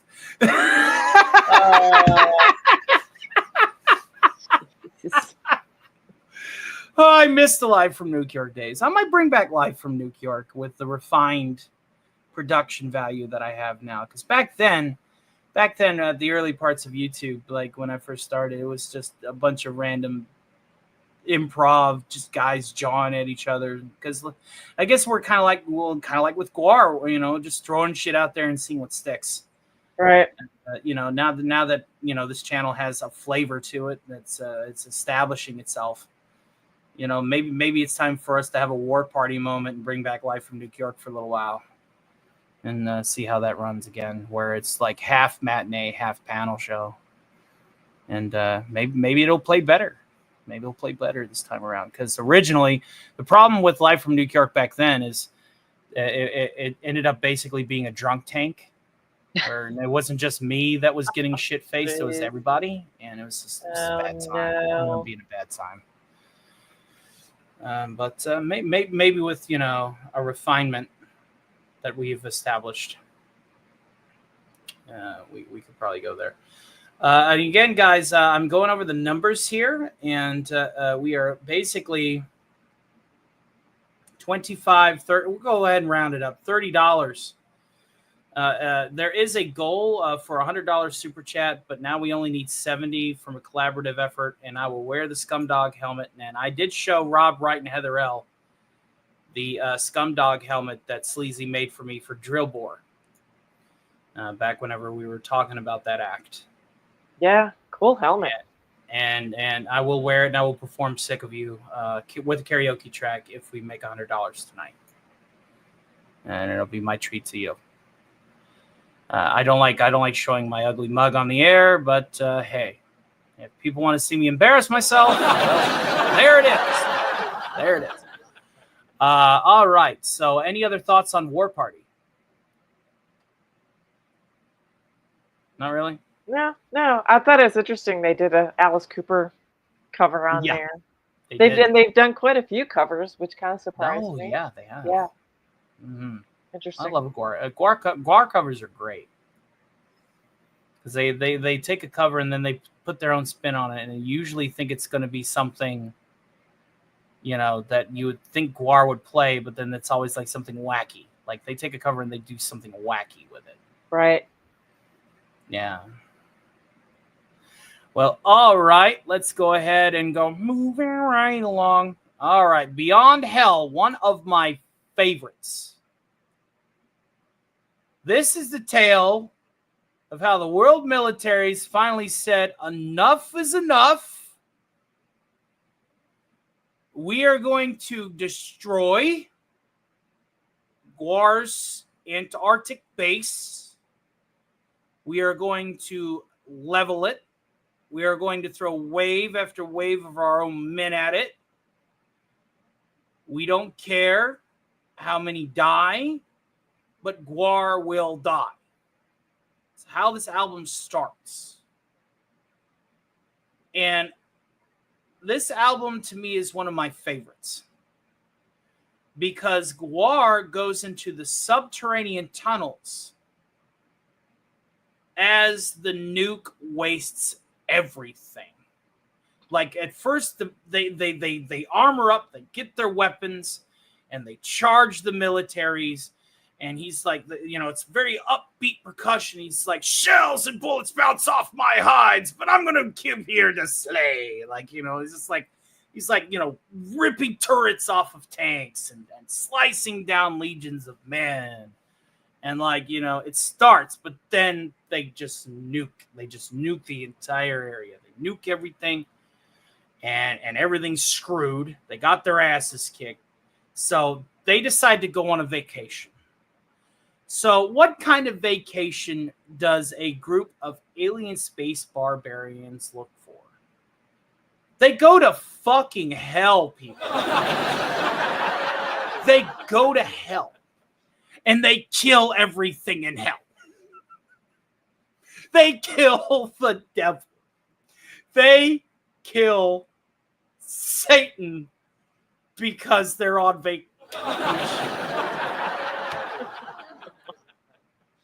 That to me is so funny. That is. How did Alistair escape? Yeah.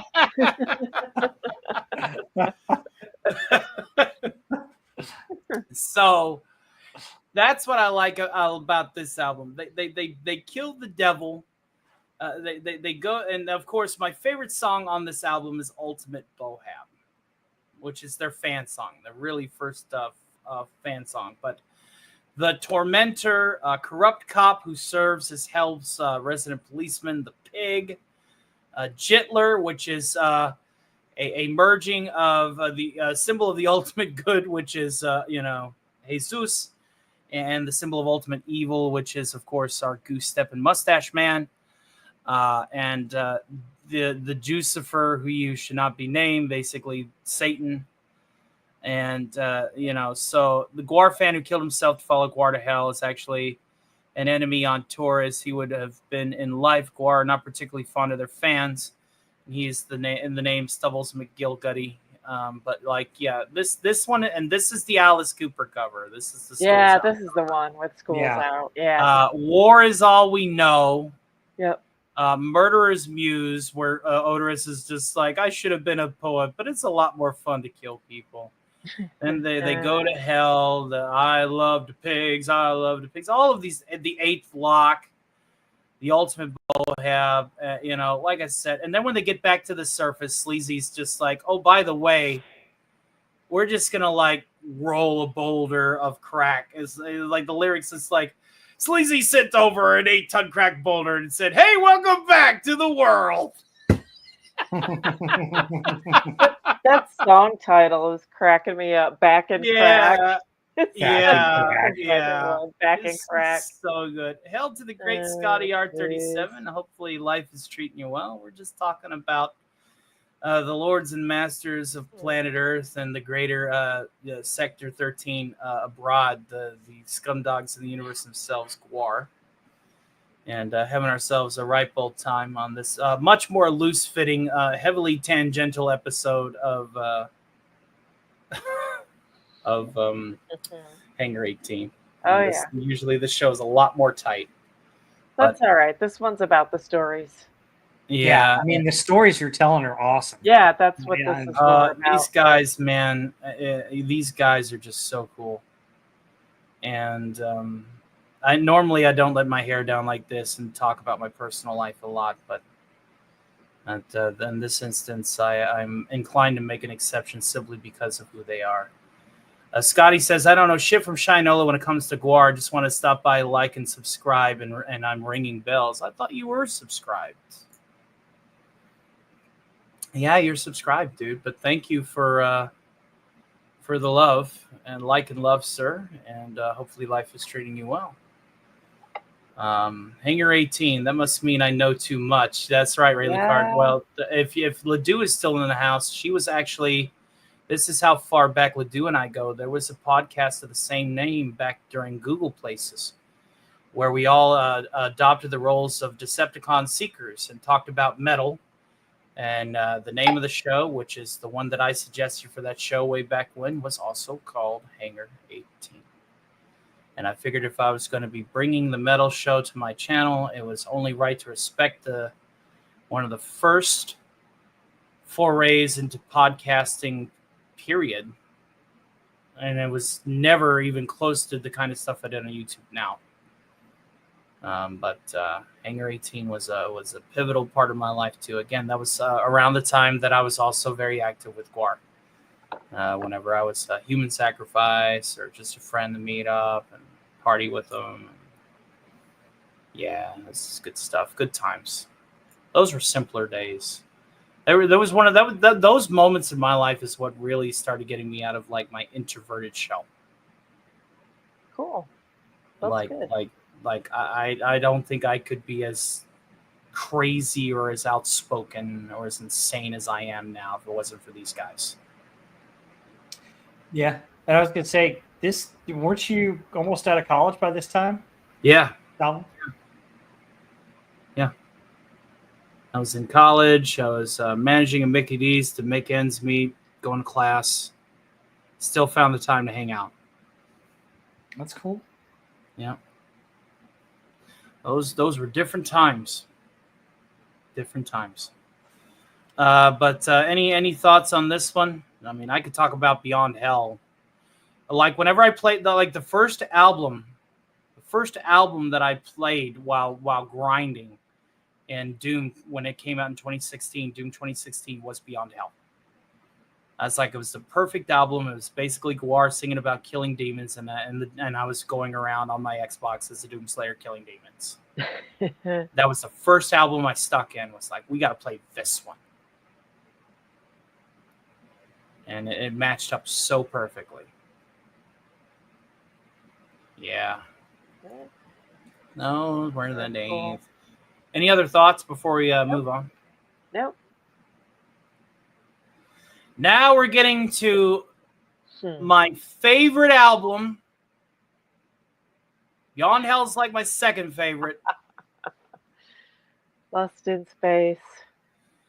Lust in Space. This is the tip of the spear. This is top tier, S tier GWAR.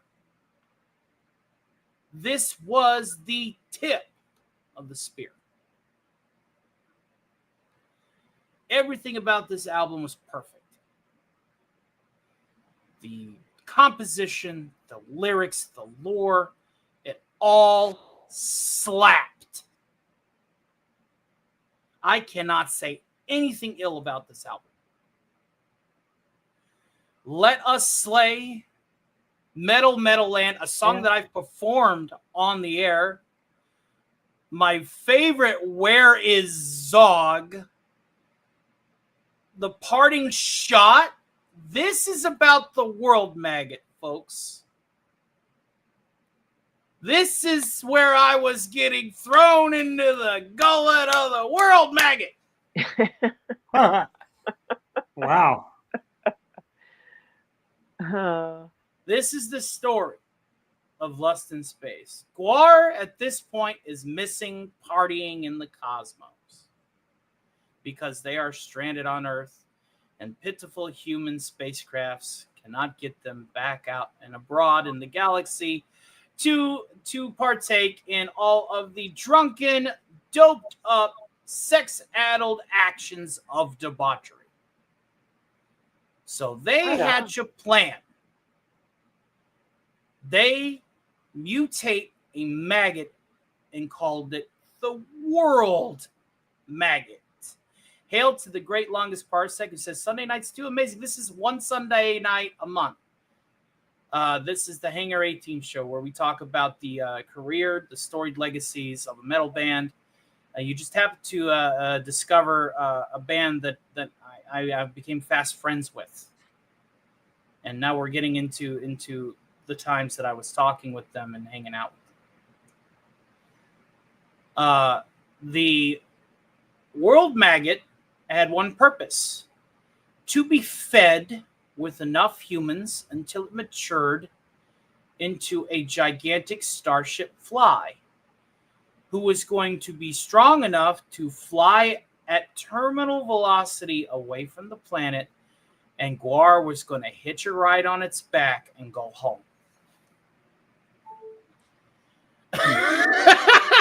Yes, that is the premise of the storyline of this album. They're getting away from the Earth. They hate Earth. They say it sucks. Cardinal Sin sucks. Hail to Darth Soywalker. Hail to YT1300 Falcon. Guys that I think that I attracted with my Thanos video, because not until this very point. But thank you for hanging out with me again, and I'm glad that you're enjoying the content. Monday night we'll be back with the game show, and it's going to be really awesome for that too. But the World Maggot gets the human sacrifice to it, and this is also where you get the third GWAR movie. This is where you get the titular GWAR. Do I know GWAR? I'm your fucking manager. And then the kid gets like a hook through him because they got this big pterodactyl like bioship like flying in the air, and they're like all like grumbling and stuff, going, "We really need to escape this planet. We're gonna take this kid back and sacrifice him to the maggot." And like and you just see him like they pushed him into the maggot, and like so like this is how that started, the World Maggot. And so I'm gonna go ahead and tell you some trade secrets about the times that I would like link up with them in Columbus and in Cincinnati, and whenever they would have like the World Maggot stage. All right, so the World Maggot prop was a 2-man project. There were 2 men on either side that held this thing up on their shoulders. And there was a curtain, there was a black curtain, there would be the front of it, and then there would be the back of it. Okay, now to put this into perspective about this particular era of GWAR history, Candace Bailey of G4 TV went down the same gullet hole that I did. Nice. Now, you probably haven't heard Candace Bailey or Attack of the Show in over 10 years, and that's because it's been now to this point over 10 fucking years. But there were these 2 guys that had it on either side. I saw their feet and I saw their hands holding it up, and they were holding it up by a bar on each side. And you could see the tubes going all around you as you were walking from the front of the stage to the backstage. And then there was like you could just hang out backstage after you were done. So the whole point was Otis would take his sword and he would slice. We'd do a slicing motion in front of the World Maggot, and it was like the face of it would like be sliced off. And then you had like all of the exposed like red bits, and there was the biggest spray. When you want to talk about like GWAR sprays, like prop sprays, it was the biggest spray. It was just like, because it's supposed to be a big creature. Like, so Gallagher had nothing on these guys. No. A watermelon here, a watermelon there. Come on. Oh, I'd break a cantaloupe and hit like, I don't know, 8 to 10 people. No, this thing was spraying 3 rows back. And it was coming from backstage. Like they had the drums to the left. They had like the rhythm and like the speakers to the right, because I had to make way for this monstrous prop. So they had to make sure that all the wires and all the speakers, all the microphones were well out of the business end of this monstrous thing. So fucking cool. So what are they pumping that with? Like, because it sprays out like a lot of they use pneumatic and hydraulic pumps. Okay, because let's get big pumps, industrial pumps. Yeah, they get some good spray on. And they always have them like just out of sight. Like they'll be like if it's a stage, if it's a stage that has a solid back between backstage and that, they'll run the lines. They'll have like black lines, and they'll run those lines along the floor and out of sight. If it's a stage that has the curtains, which is when the World Maggot had the curtains, you had to have the curtain-like stage. There was just no way that you could cut a hole in the wall and put the damn thing in there. Now, they were. Yeah. Oh, yeah. Rob Wright's messaging in the back. Yeah, about Jerry Springer. Yes, Jerry Springer. Yes, because they brought a kid on who was a big bohab. He was obsessed with him. Like I saw that episode, and I was just like, I like GWAR, but you, kid, you need fucking help. It's like you need help, dude. But like, no, the show's already tangential enough. So like, they would run if it was like a big prop for the World Maggot, just like chilling there, you obviously you needed like the curtains to like go over it so that, and it also hid the guys that hold up, because the damn thing was heavy, apparently, like from the way they like, it was just crazy, dude. It was just a crazy prop. Yeah. These guys made, they made all their own props. They did their molds, their castings themselves. I wonder, I would love to pick Gary's brain about his opinion on GWAR props. Next time that we meet up, Rob, and Gary's with us, I'm going to bring my Scumdog helmet. I'm going to see what he thinks of it. I want him to rate Don's work. But anyway, I digress. We need to get back on topic here. Absolutely. Lust in Space, Let Us Slay, Damnation Under God, The Uberclaw, Lords and Masters, Metal Land, The Price of Peace, Where is Zog, Make a Child Cry, Release the Flies, The Parting Shot, and the Guarnography. You guys can go ahead and let us. The Guarnography was a digital download. Titles, right? The best titles: Lust in Space, Make a Child Cry. Just the name of that song. That's hilarious. I love it. Heather, you gotta love that one. Yeah, I mean, that's right up your alley. That's for me. That's my song. Yeah. Let Us Slay and Metal Land are both. To me, they're like they sound more metally now, like tighter guitars, much tighter. Like I said, this is the tip of the spear. Yeah. For metal. Yep. For them. Yeah. Absolutely. I was gonna say, Where is Zog has that drum opening that's really cool too. So that's right. They finally brought me for Zog. He slathered me with piss. Draining his bladder took several years, and not did one drop miss. Oh, geez. He finally locked his eyes on mine with a hellish glow. It wasn't love or hate, you see. It was, I don't know.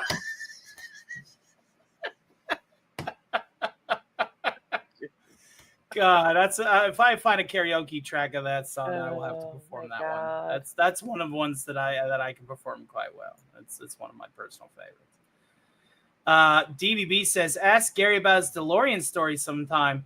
What if I told you that was the first conversation Gary Ambrosia and I had over the telephone 3 years ago? True story. But moving right along. The Bloody Pit of Horror, an often a requested song off of this album that I get whenever I'm like in a metal mood during the matinee is Zombies March. Because that is a really good one. And I remember also suggesting Zombies March for Hangar 18 for a Halloween-themed episode. See, the Hangar 18 that we did back in the day, and again, if Ladou's in the chat, she can confirm it, is we would just take metal songs like a top 10 list, and we would just talk about the technical aspects of it, the history of it. We didn't have to be themed to a certain band. So I did the Halloween playlist, and Zombies March was number 7 because it was a song about zombies. This album involves the Bloody Pit of Horror, also in a massive prop. This is also where Corey, this was the last time to feature Flatus. This is before Corey died. Like I said, I never met Corey and found out that he died later.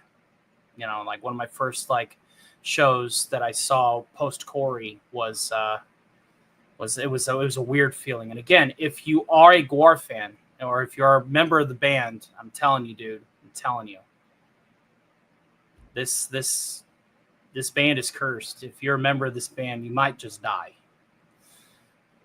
But again, I digress. Thing about Bloody Pit of Horror is it was all about like just like the gore aspects of the band. Zombies March, Come the Carnivore, Gathering of Ghouls, Storm is Coming, Tick Tits, Beat You to Death, also a Beefcake song, Mike Bishop.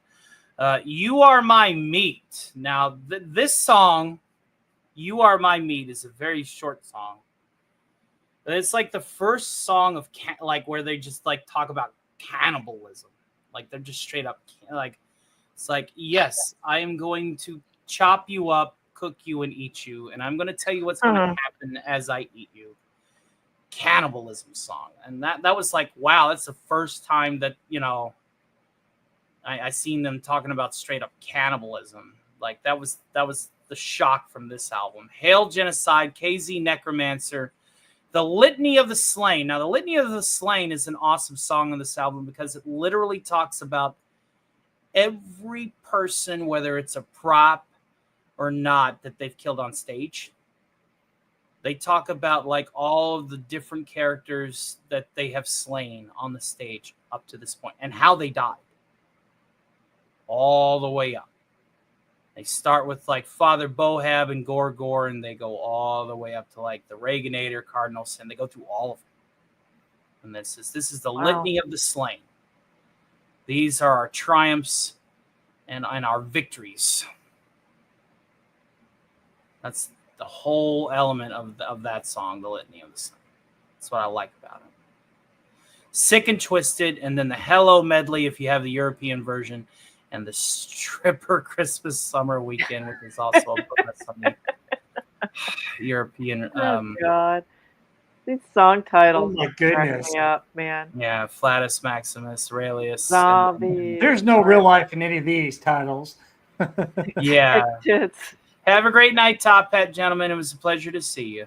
See you, Top Hat. See you guys. Yeah, just geeking out over these guys. I'm all over the place. But yeah, the Bloody Pit of Horror was a fun one. Their mission to get back for their revenge on losing their fortress was to raise an army of the undead. And so that's where the Bloody Pit came in. Was they were going to, turn as many people into zombies and overrun the earth. So now they're spawns of Harvey and they're disciples of the skull. Yeah. Lazy Necromancer. Yeah. These are good. These are good song titles. I like them. Yeah. They're all over the place. This band is just amazing. Oh my God. love these guys. Yeah, this one's funny. These are funny.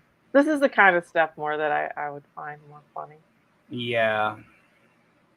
But yeah, more metal, kind of interesting. More interesting musically. Okay, this album that we're about to talk about, and this is where I have to fight. This is where I have to fight crying. Uh-oh. This is the last album that Dave was the frontman for. This is where shit gets sad. Yeah. And I don't even know why I keep talking about 2012. This was years before. I guess I'm losing my track of time. Maybe I think I'm younger than I am. Hey, that happens to all of us. But I'm telling you, this is where shit gets hard. Speaking from experience, shit there. gets hard. Yeah, Battle Maximus is often coined as the album that Odorous performed before he went home. And there's some stories that I will tell after we talk about this one, as we get into the post Dave Barbecue years and how things started to change. DVB said, I had no idea that GWAR had lore like this. And hail to the great Carlos Fish. It's a pleasure to see you. So this album is basically about GWAR wanting to basically this is also the first feature of Pusty. This is Pustulus Maximus, Flatus's younger brother, who takes Corey's spot. Cousin, actually, not younger brother. And they wage the epic Battle Maximus, which is a big fight. And they join the Scumdogs of the universe, and they basically this album expresses GWAR's contempt for modern society and the hypocrisy and the horror of a world gone mad. Get ready, human scum. GWAR is coming all over your face was the pitch for this album and the advertisements that came with it. And this is often an opening song at this point going forward.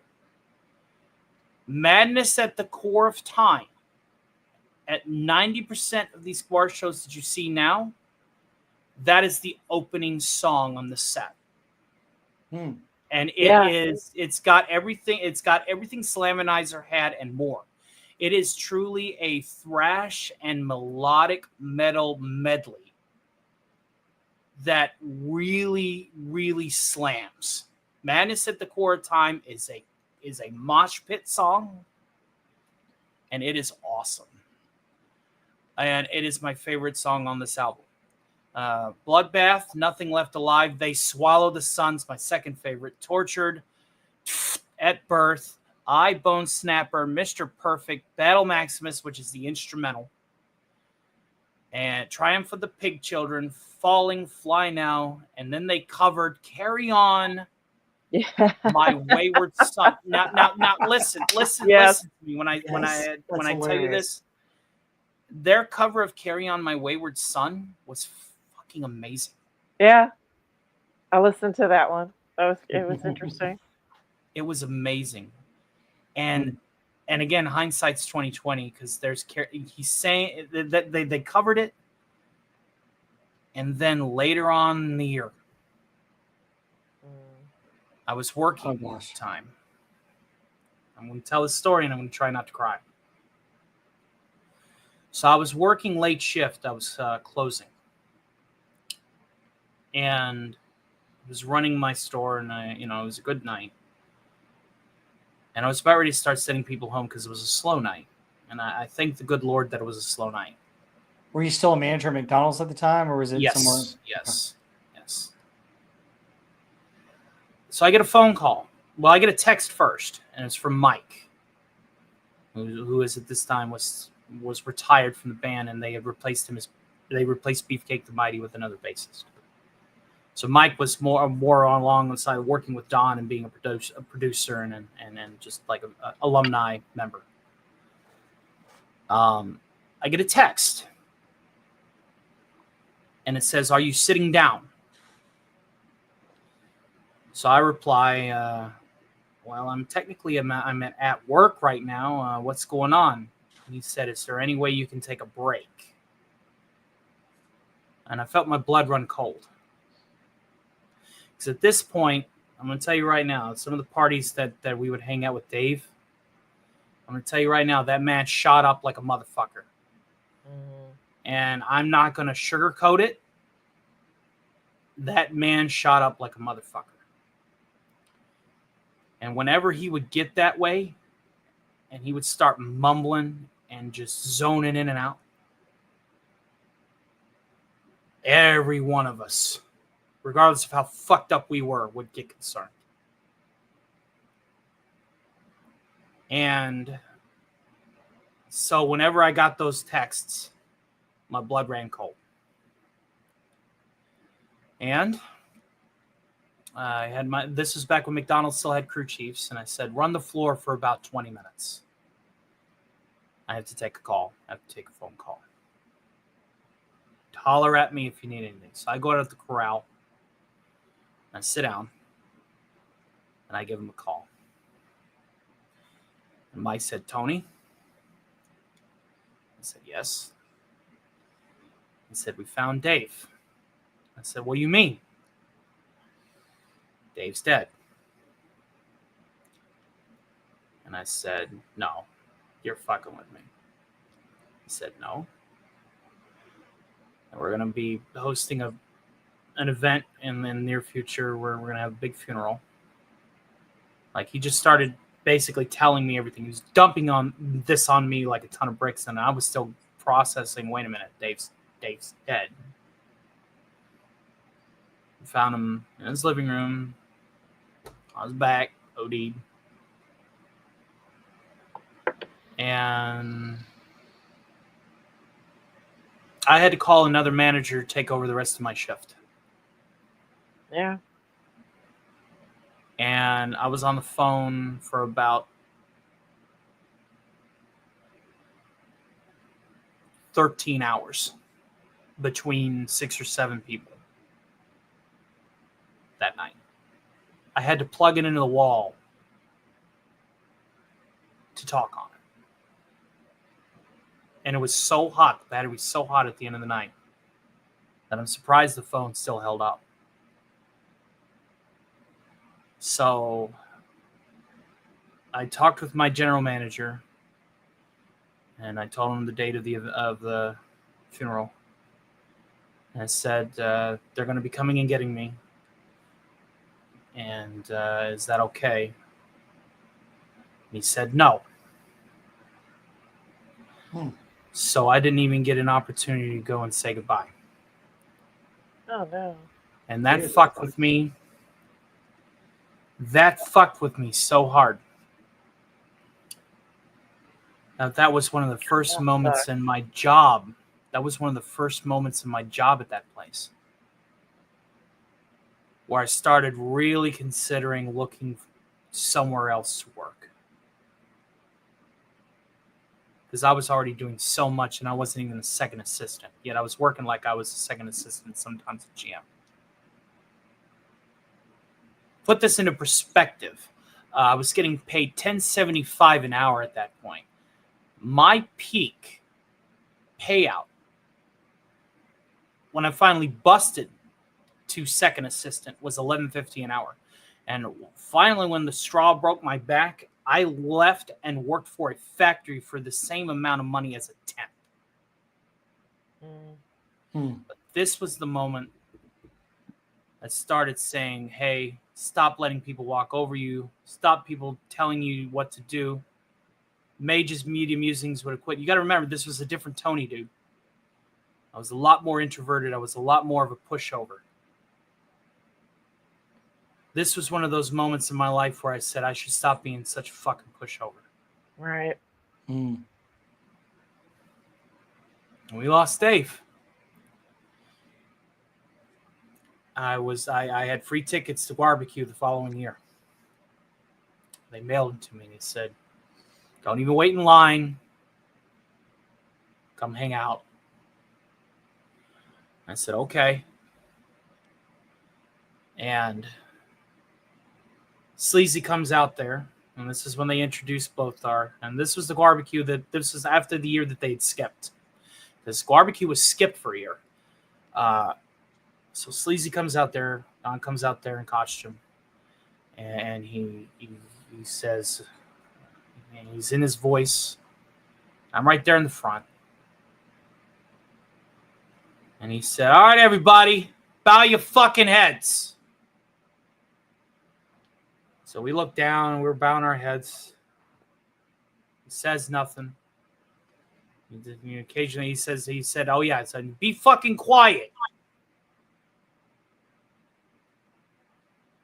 And about 5 minutes later, about 3 to 5 minutes later, felt like an eternity, he said, do any of you motherfuckers see my contact lenses or not? And we all busted out laughing. And then he said, this is not what Odorous would have wanted. He went home. Quit acting like a bunch of mopey pieces of shit. We're here to fucking party.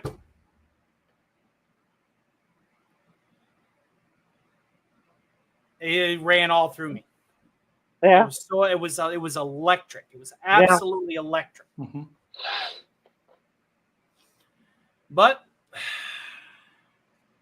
I digress. This album is very sentimental to me because of Carry On My Wayward Son, because in hindsight, that was a portent of doom. It was a portent of things that were immediately going to change. Mike stepped out of retirement, became Lothar, and they carried on. And it was so surreal. It helped me realize a lot of things that day during those years. But anyway, that's the sad story of the day. While everybody's crying, you guys see my contact lens or not? Yep. And again, yeah, it's just a shame. These guys, I mean, the drugs that take so many of these guys, and just, you know, I've lost 3 friends to heroin. just Another awful, friend by the horrible name of stuff. Sam. Another friend by the name of Sam. He was a truck driver, and he was an independent truck driver. And he would always boast. He said, "I racked up 1 million miles with no accident." I want to talk to Rod Thunderheart about this guy because he's cross-country trucker. 1,000,000 miles without accident. That's a fucking achievement in the trucking world. Mm-hmm. And an independent besides. He owned his own rig and everything. I lost him to junk. And later on, I lost my friend. His name was Steven. And I lost him to junk. He was my roommate at the time at the same one-bedroom apartment that I recently lost about 8 years ago, 9 years ago. And he moved out. We got into an argument, and he moved out. And then he said, "Oh, by the way, this is why I'm moving out. Because what are you moving out for? I've taken care of you. You ain't got to worry about that shit. I need somebody to hang out with." And he went into the kitchen and he grabbed a needle and he slammed it down on my computer desk. And he said, "This is why I'm moving out. You have all this stuff here, and I'm being tempted to steal it. And it would break my heart. I have to leave." Oh my gosh. And that happened around the same time I lost fucking Dave. Jeez. Heroin. I'm glad of all the uppers, downers, zigzags, and everything in between that old dad's done, I'm glad I never played with junk. Yeah. It's not good to even get started. Yep. It's just something to stay away from. But we are running behind. Theta Zord, if you're still in here, I know that you're starting your show in 15 minutes. I will be there as soon as possible if you want to go on. You've already, scheduled your show an hour later on our account. Yeah. We're getting close here. We're getting close. We have just like 3 albums left. I know the feeling of your roommate. If you could push it to 11:30, I think we can expedite this a little bit, even though I do have a Blothar story. And guys, thank you for your donations tonight. We are still 70 away from the live performance. I don't think we are going to hit it, and that is perfectly okay. So I'm going to go ahead and move the webcam and stuff back over here and out of the way right quick. Thank God, because the Lord knows I don't want to embarrass myself after getting all fucking emotional like that. There we go. All right. Now, we're going to go ahead and go to our next album here.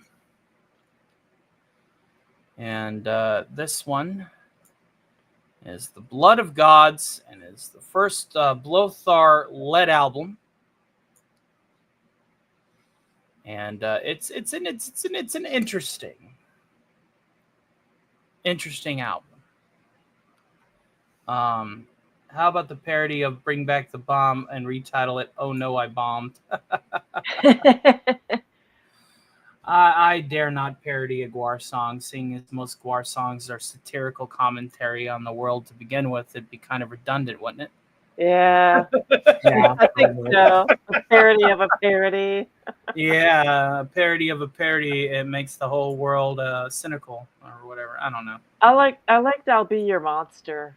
It was a good. I'll Be Your song. Monster's good. I'll Be Your Monster's good. That's a good. And The Death of Dickie Duncan, the ice cream guy, is fun too.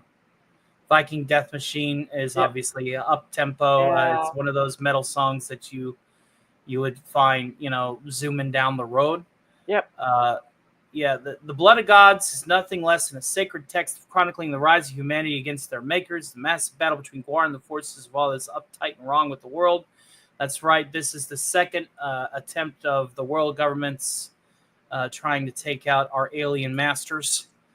And, of course, along the way, the band challenges the sins of their great mistake from politics, represented by El Presidente, pollution, swarm, organized religion, crushed by the cross, too fast for food. That's The Death of Dickie Duncan. Factory farming, Arak. Humans are shown as what they are, a parasitical disease that must be eradicated before they suck the planet dry. This album, actually, and if you want blood, you got it. Now, this is a song, much like Sick of You. This is a song, if you want blood, you got it, the AC/DC cover. Mm-hmm. Yeah. And, because at this point, the band's not making as much money. Obviously, the loss of Dave hit the career and the standing of the band a lot, because at this point they didn't lose just one member or two members, they lost three members.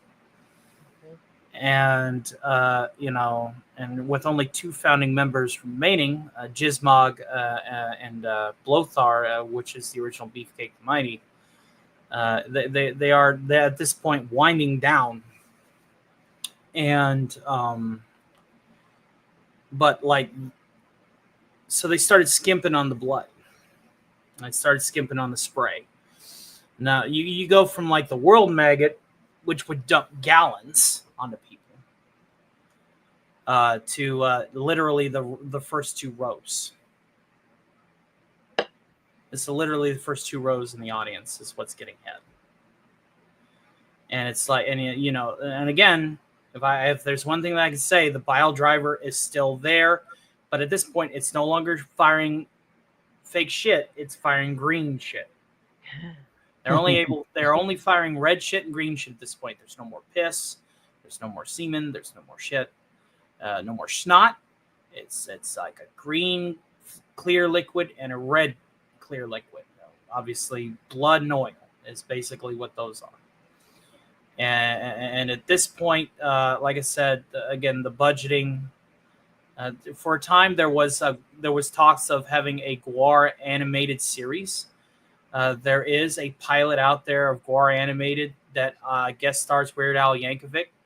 Odorous actually disguises himself as Weird Al by wearing his face at a birthday party. It's actually the debut of the Happy Death Day song. So check out the GWAR animated show if you're into that sort of thing. They fight a zombie T-Rex to get a cure for Odoris's I need to be soft and a hippie disease. Like he's like all soft and like, a wuss. And the band's just like, oh my God, we really need to get Odoris back. So they go on this quest to get this. This is a different time. It's a different time. Yeah, well, these times, right? Like, when they first started, there's a shock value, and the world was more sensitive to it. They're getting a ton of publicity on that. Mhm. And it's just, the music business, it was easier to make money, I think. By this point in time, I don't know what's to even shock anymore. I don't know that there was controversy in the music business. There weren't people coming out against it, and it's harder to make money. The record industry is kind of downhill. So, I mean, I could kind of see just a, perfect storm of things that it's just not going to be the same. Yeah, you no longer have like real MTV playing music videos. Everything's on YouTube. It's a different world. Yeah. Totally different world now. Your extra visual stuff is, whatever's on YouTube or whatever. There were some good, just straight up metal songs on this album, though. Yeah, so this is some straightforward metal thrash stuff. This is the beginning of like I said, they have good. There's good metal on here. So the music is still the same. It's just again like with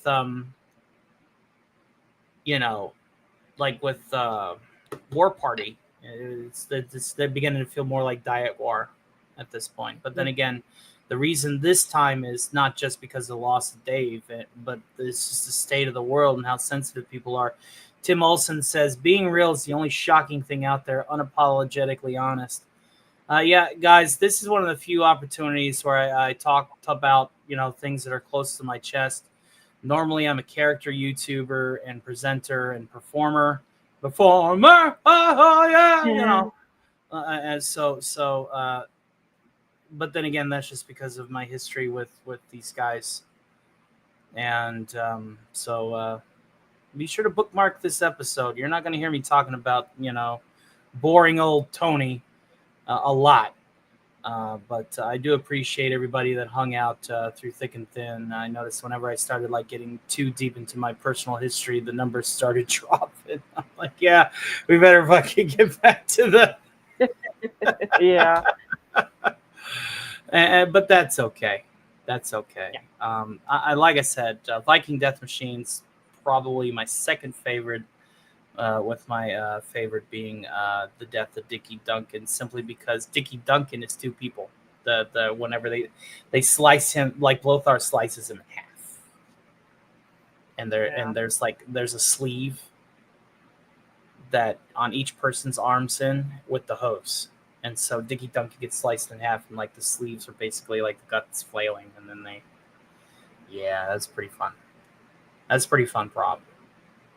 But it was nothing like the World Maggot was, or the Blood Engine, or the Bloody Pit, or any of like the really big props. Again, these guys started really budgeting down. Yeah. And but good metal nonetheless. Any thoughts on this album before we get to the last one? Yeah, I thought it was some good, just kind of straight up metal thrash songs. Really liked "I'll Be Your Monster." If You Want Blood, I thought it had some good, really some more tight guitar work on this one. Yeah, very tight guitar work. It's very technical. It's a lot more technical. Yes, much more technical than the early years. Yeah, very technical. It's very, very technical music, and can't really say no to that. Lemon Pie says a parody of a parody may cause an interdimensional rift, like we not have enough of those already with our motley multiverses of YouTube channel lores. Oh yeah. Last thing we need is to tempt fate by adding more motley multiverses of YouTube channel lore. So let's go ahead and go to the last one here. And this one is interesting. This is the new Dark Ages. Now, Electric Ukulele? What on earth? What song is that on? Oh. The new Dark Ages, and this came out 3 years ago. This was in 2022. And I honestly feel like this might be the last one. Yeah.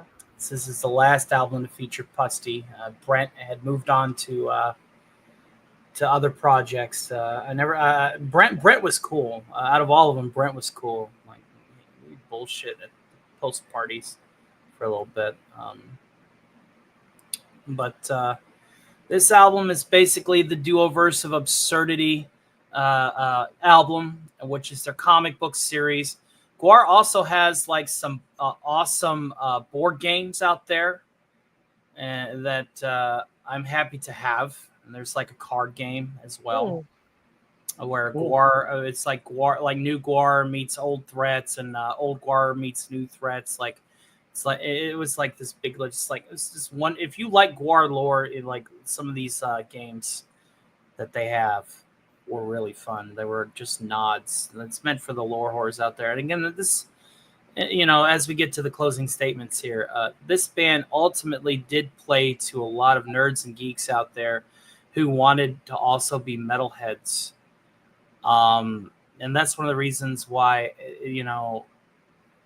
it shocks me that not more people in our community, which is made up of primarily geeks, but also metalheads, right, Heather? Mm-hmm. Yeah, has really gotten into these guys because they tickle all of the draws of a metalhead, as well as all of the draws of somebody that just likes good fiction and funny fiction and society satire and comedy. Like the fact that I was able. If I'd have known about that Cuttlefish of Cthulhu, I'd have been all over it way earlier. That's why I liked Harvey whenever, and I'll say Harvey in this instance because I'm talking about him not in character. The concept of Harvey is awesome because it's literally taking something that is incredibly terrifying and putting a comedic spin on it. Mm-hmm. That's what I like about Harvey Cthulhu, is it's a comedic spin on something that would be ultimately terrifying. And I've always been drawn to the comedy of disaster and to find the lightheartedness as things are being obliterated. That's why I like Destroy All Humans. Which is a video game series where you play as the alien invader. Mm-hmm. And you're flattening cities. And one of my favorite moments was there's a weapon in Destroy All Humans 3 that allows you to control the weather and bring down tornadoes. and then you can guide those tornadoes to cut a swath through a target area. And it was in France, and they said bring down the tornado and cause damage with the tornado. And as soon as that mission started, and I brought down the tornado, YMCA by the Village people started playing. So paint yourself a picture. This is the reason why I like Harvey Cthulhu.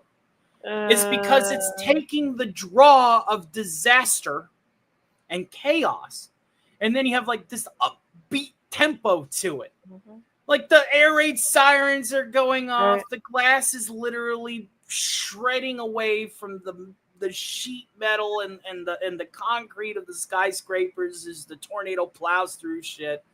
People are dying, things are exploding, and you're just hearing, young man. Like there's just an appeal to it. Yeah. There's a sense of like existential acceptance that you can get from that, where you may not have the power to change the situation if you're facing the business end of it, but you might as well go out having fun. Yeah. Destruction set to goofy disco music. That's good. Yeah, but the song list on this is The New Dark Age, Blood Label, Berserker Mode, Motherfucking Liar, which I thought was funny, Onto the Breach, Completely Fucked, The Cutter, Rise Again, The Beast Will Eat Itself, very symbolic, Venom of the Platypus, Ratcatcher, Bored to Death, Temple Ascent, Starving Gods, and Deus Ex Monstrum, the Death Whistle Suite, which is a 10-minute long endurance piece, an art piece for sure. Yeah, Carlos Beach, yeah, exactly. Christmas at Ground Zero. That's a perfect example. Yeah. You're celebrating Christmas as nuclear war is happening. Yeah. Did you know platypus really does have venom? Yeah, they do. They're venomous. Yeah. They're venomous. So again, we haven't got any other studio cuts. We've seen some live albums come out, and some other collaborative projects, videos, interviews, things of that nature. But so far, GWAR has been quiet, especially post Koof. There hasn't been a lot of Koof stuff. Now they've done some Koof stuff, like there's a YouTube presence from GWAR's official page on YouTube, and if you go back and my favorite episode of Pusty's Mailbag is episode 2, which is Beefcake Makes the Perfect Sandwich. And so if I were to watch one GWAR video on YouTube, I would say Beefcake's Perfect Sandwich. Hands down, the funniest video skit they've done on YouTube. Bar none. That's the one I recommend. Looking at some of the instruments they play on this album, electric ukulele. Yes. What on earth? Electric ukulele. Yes. And a kazoo. Yeah. They're going back into doing wild and wacky things. Yeah. Oh, they're still touring, right? Though they've never stopped touring. They're touring right now. That's the reason why I wasn't able to get a hold of Sleazy, because that costume, much like all of the costumes, probably gets hot. Yeah. And he doesn't want to keep it on just to stream for a couple hours. Oh yeah. He's like, how long you do these things for? Like 2.5, 3 hours. Oh God. That's literally how the conversation went. Like, oh God.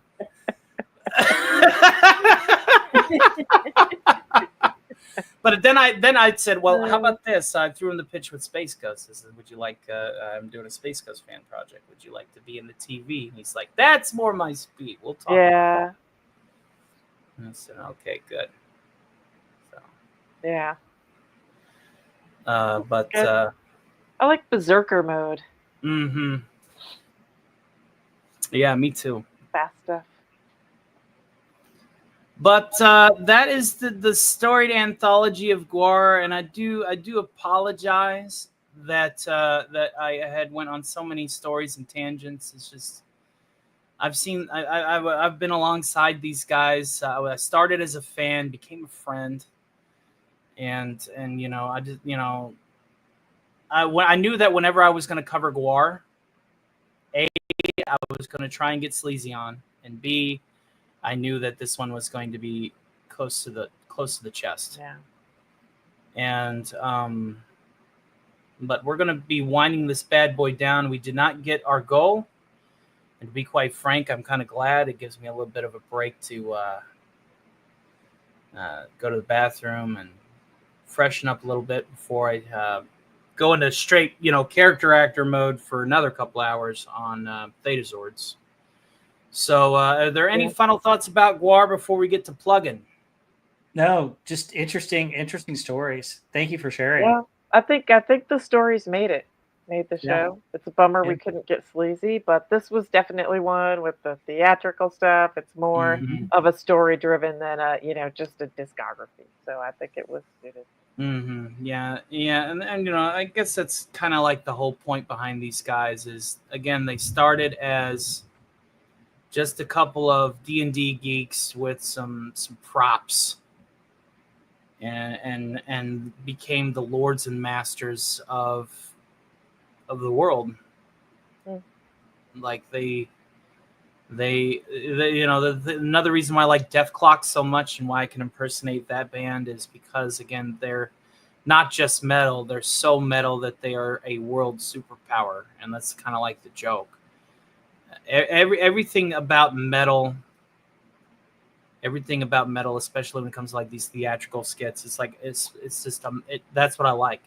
That's why I'm drawn to character acting as a YouTuber. That's why I don't like showing my face. That's why I like to be a character presenter and tell these stories and impersonate these people and entertain people. Is because I long before I knew DC, who does the exact same thing, I hung around these guys.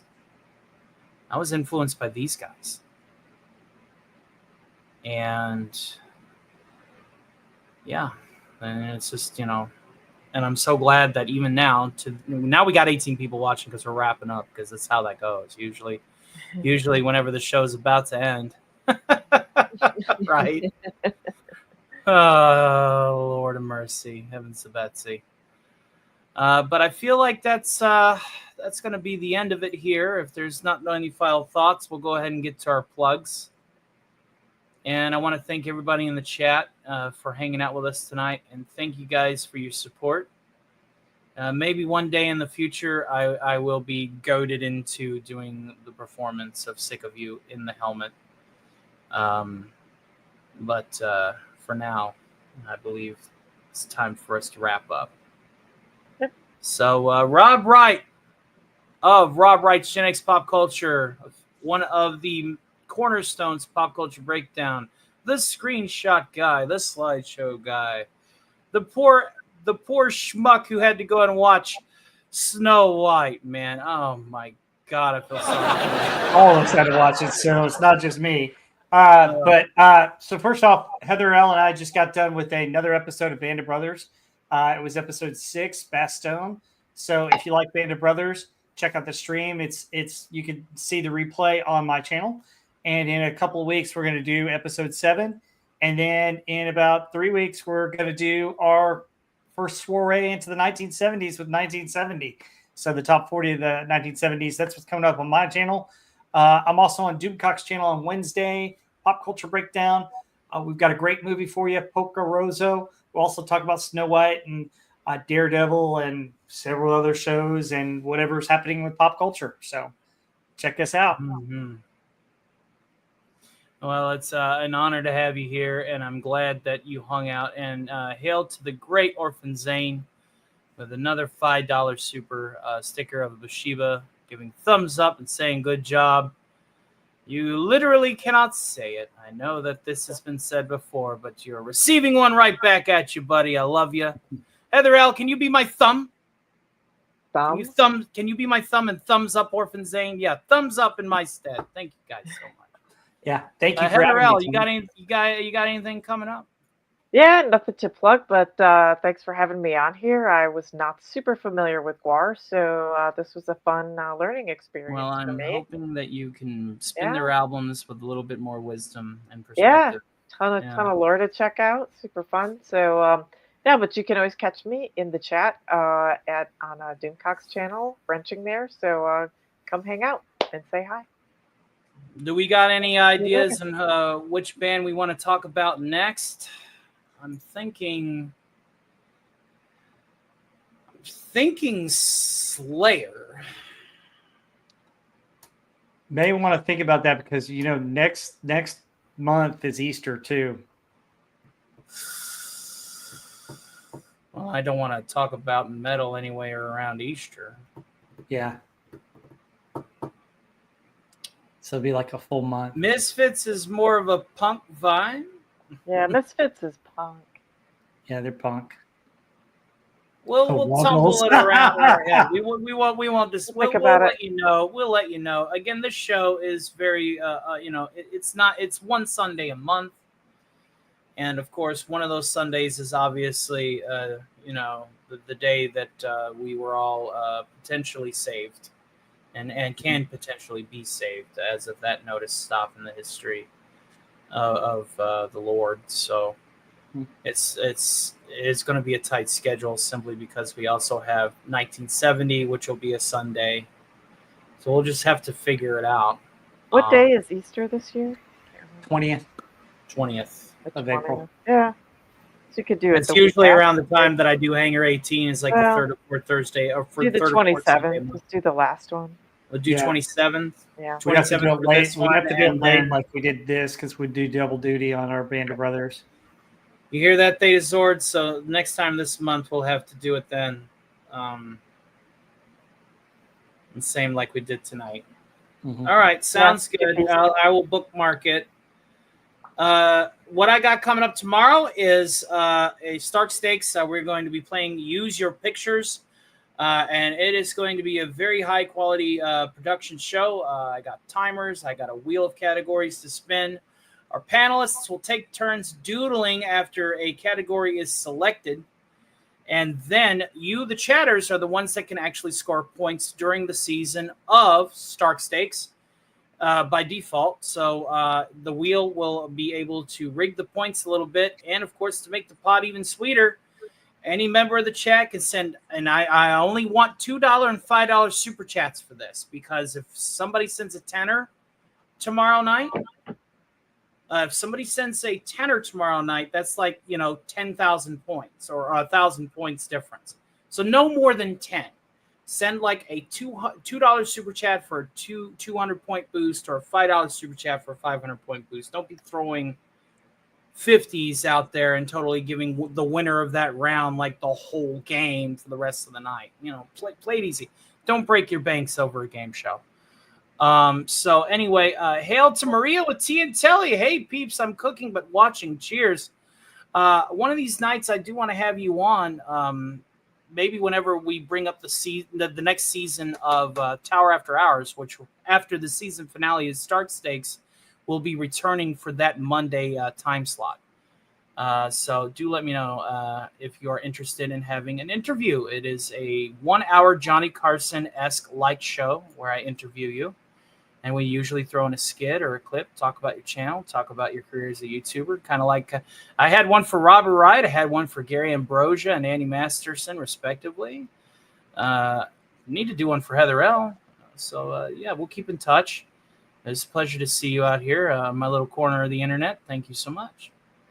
With that, guys, and there's Agent DBK calling you by the extension of the L, Heather Leg. Good to see you as well, Richard Spake, and thank you guys again for hanging out with us tonight. We'll see you back tomorrow night on Stark Stakes, and remember, keep banging those heads. Live long and prosper. May the force be with you. Wubba lubba dub dub, whatever you're into. We do not discriminate here. And thank you all again, and we'll see you next time. Okay, so, good night. Toodaloo, bye. Have a wonderful time.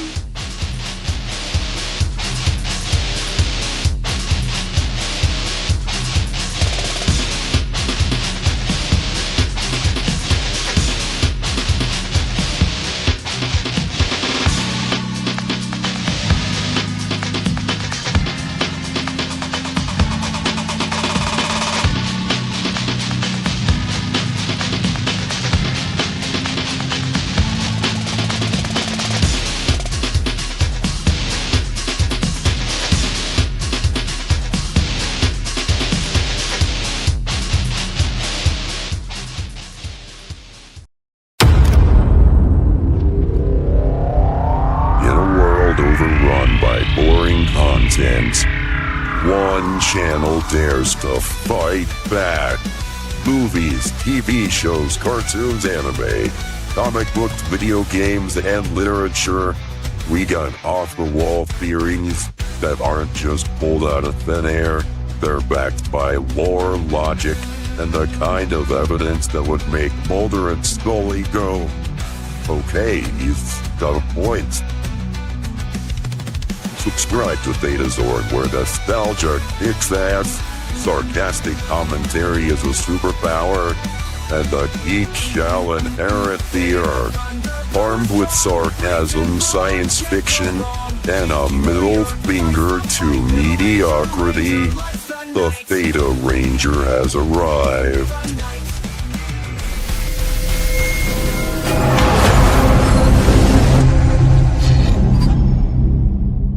Rated M for And nerds. Wes Cagle with a very generous $3 super sticker of a Bushiba waving bye-bye and having to ruining the end cap of my show. We love you too. Thank you for your support. Please raid